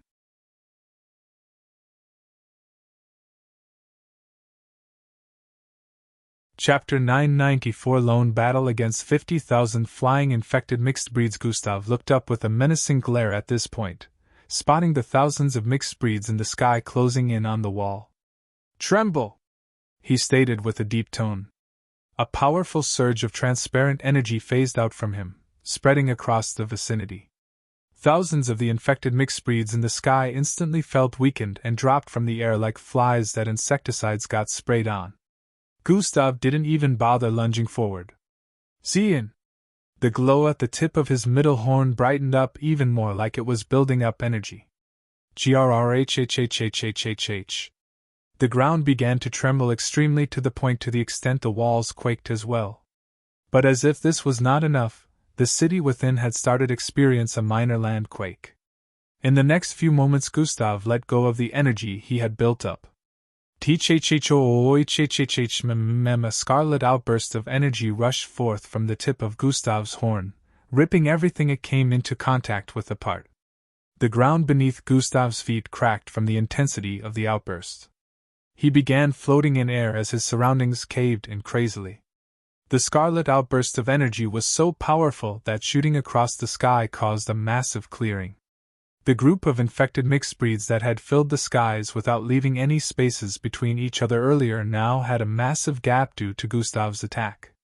He cleared more than 5,000 mixed breed infected in an instant, reducing them to nothing. The ones that were falling had taken the full brunt of the attacks, and even the infected surrounding Gustav that weren't even aimed at had all been disintegrated as well. The energy began to die down after a few moments, and smoke began to phase out of Gustav's horn. One could tell he had made use of a lot of energy to perform that attack, but it was extremely potent as it had wiped out more than 10% of the infected mixed breed coming from above in an instant. A cloud of dust had spread out over an expanse of 10,000 feet due to Gustav's attack. His area lacked good visuality due to this, but he could see well. However, nor wanting the MBO officers behind on the ground to start getting picked off one after the other by the infected, Gustav decided to do something. Fyi! He waved his hand to the side, causing wind to spread out from the sheer intensity of his physical strength. The wind cleared out the dust that had covered the radius of 10,000 feet. The officers on the walls were still staring in his direction with an expression of disbelief, wondering how he just pulled off such a powerful attack. They had spotted his transformation from afar and the violent energy it spread forth. There was no doubt that Gustav was the most powerful MBO officer present on this battlefield. Handle the infected on land. They'll take care of the ones in the sky. Gustav spoke normally, but he had a kind of energy that caused his voice to be transported clearly all across. Every single officer on the grounds and the walls heard him clearly. Hi-yo! Hi-ya! Loud battle cries filled with motivation was heard after Gustav voiced out. Gustav had lifted the spirit of the MBO officers, especially after they had seen what he could achieve with just a single attack in this form. Thump! Gustav blasted off into the sky in the next instant to deal with the mixed breed infected. Zwei high! In that same instant he had already arrived before a group. The Jiko Hawkeye katana appeared in his grasp once more, and he held it tightly before swinging sideways. Thryrii! It looked like the sky was cut in two as a dangerous red arc phased out of the katana after he swung it. Thousands of these infected flying mixed breeds were instantly disintegrated into nothingness as Gustav's right arm popped out of place and nearly got ripped from the joints. This attack had dealt with thousands because of how powerful Gustav was in this form, but it took its toll on him as well. An outburst of wind generated from this attack had nearly blown the officers off the wall, which made Gustav fly further forward so no one would be affected by the residue energy. Gustav passed the katana to his left hand as his right hand healed and swung it out once more. After thousands of them were erased from the skies once again, he proceeded to pass the katana to his right hand and swung out again. Fyi! Fyi! Fyi! Fyi! Gustav kept passing the katana from right hand to left hand and from left hand to right hand. At this point Gustav was abusing his regenerative ability, but he didn't care. He would do whatever it took to make sure none of these mixed breeds arrived at the wall. After doing this a few more times, the entire sky was nearly cleared. Gustav had to stop now because with every forceful swing he was depleting a lot of energy. If he kept it up, he would run out of energy in a few more seconds. Even maintaining the ultimate combination was draining, and he would have to deactivate it in a few if he didn't want to run out of energy. Gustav, seeing that only a few thousand were left, he kept the Jiko Hawkeye katana back in his storage device as his left arm healed up. Fyi! He charged forward across the sky like lightning, arriving in front of one instantly. Grab! Gustav grabbed this one by the head and ripped it in two with his bare hands, causing whitish goo and body parts to fall from the sky. While it was falling, Gustav sent forth a milky-colored ball that disintegrated its body parts. Gustav wasted no time in heading to the next after completing that deed that took him no more than a second. The flying infected mixed breeds surrounded him at this point with the intention of eliminating him. However, even with the use of their wings, Gustav's speed was just too much for them.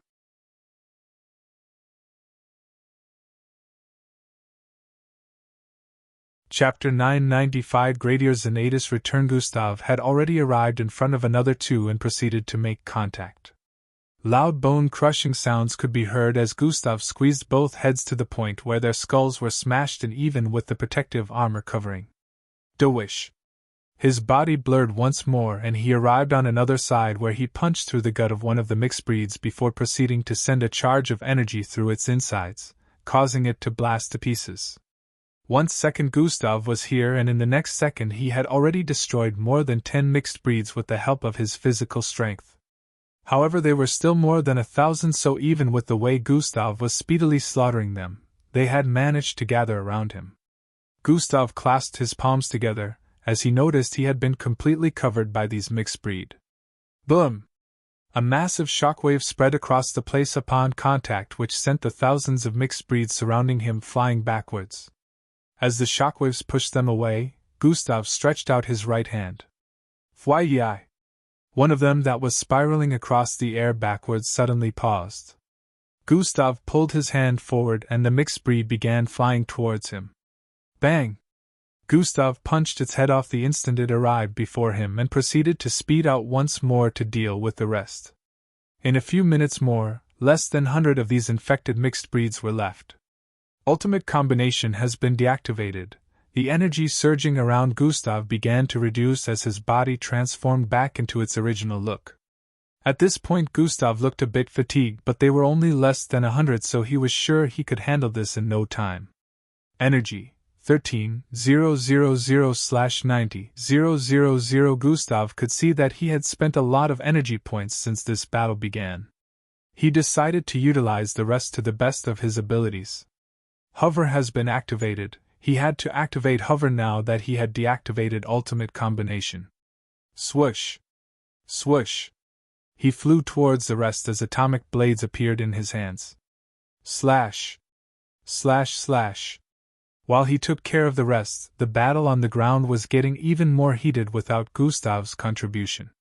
Since Gustav had been dealing with the infected mixed breeds in the sky, the other officers had been dealing with the ones on the ground. Officer Fola had arrived on scene since, and joined the others in fighting back the infected as well. He had a bloodline related to energy accumulation which he could use in so many different ways. Him joining the many other MBO officers had helped to keep the invasion at bay, but the situation was still looking quite hopeless. At this point there were lots of casualties, and the MBO officers had seen their fellow comrades die and turned into one of the infected on this battlefield. With the number of infected still approaching, it looked like no matter how much they killed, they would never end. Gustav had initially counted the numbers heading here and was able to tell that there were over 1 million, and with this battle ongoing for hours now, they had not managed to clear up to 40% of the infected. Gustav had given them morale by slaughtering up to 50,000 infected all by himself in a matter of minutes, but this morale was slowly dying down as the number of causality on the MBO's side increased. Their numbers had dwindled from over 5,000 to 3,000 in the hours they had been fending off these infected. It was a good ratio compared to the number of infected they had gotten rid of, but with the MBO not sending reinforcements at the moment, the lower their numbers the harder the battle becomes, which would result in more casualties at an even faster rate. This situation was becoming exceedingly dangerous with every passing seconds. Kyararf! Cries rang out once more as some other MBO officers fighting beside Fola were slaughtered. Fola quickly dashed in that direction and proceeded to get rid of the corpses with an energy bomb before they could turn into one of the infected. His breathing was heavy at this point, and he was nearly out of energy, but he still kept battling against them. He had become more crowded by the infected after some of the ones besides him got slaughtered, and he had to deal with them swifter than before. I won't let the city be overrun, he said internally as he sent another ball of energy into the mouth of a mixed breed, causing its internals to implode. Suddenly a mixed breed with insanely quick speed appeared from behind while slashing with its claws. Officer Fola had good reaction speed but was nearly mauled. He managed to grab hold of the infected mixed breed paws, causing him to slide backwards due to the intensity. It was a struggle as he held them in place and tried to fight back, but before he knew it, he had been surrounded by the infected once more. His eyes widened as they lunged at him and were only an instant away from sending him to the afterlife. All of a sudden, a massive outburst of energy slammed into the infected circling him, causing them to be blasted to pieces. He gasped with a confused look as a boulder-sized rectangular structure came falling from the sky. Bang! It landed directly on the infected mixed breed in front of him, turning it to meat paste. In this instant he noticed he had been saved, but what he saw within this rectangular structure surprised him. The rectangular structure was more like a mini prison with glowing bars, and there were 3 people within. He was still staring with a confounded look when someone landed behind him. "Are you okay?" A familiar voice rang out. He turned around and spotted Gradier Xanatus. "Yes, sir," he quickly responded with a respectful expression. "If you're exhausted, take refuge on the wall," Gradier Xanatus said as he turned around and sent out a punch which caused shockwaves to spread across the place. "You're tuning in to the Phoenix Knights YouTube channel. Don't forget to subscribe and join us on this journey to catch the most captivating stories.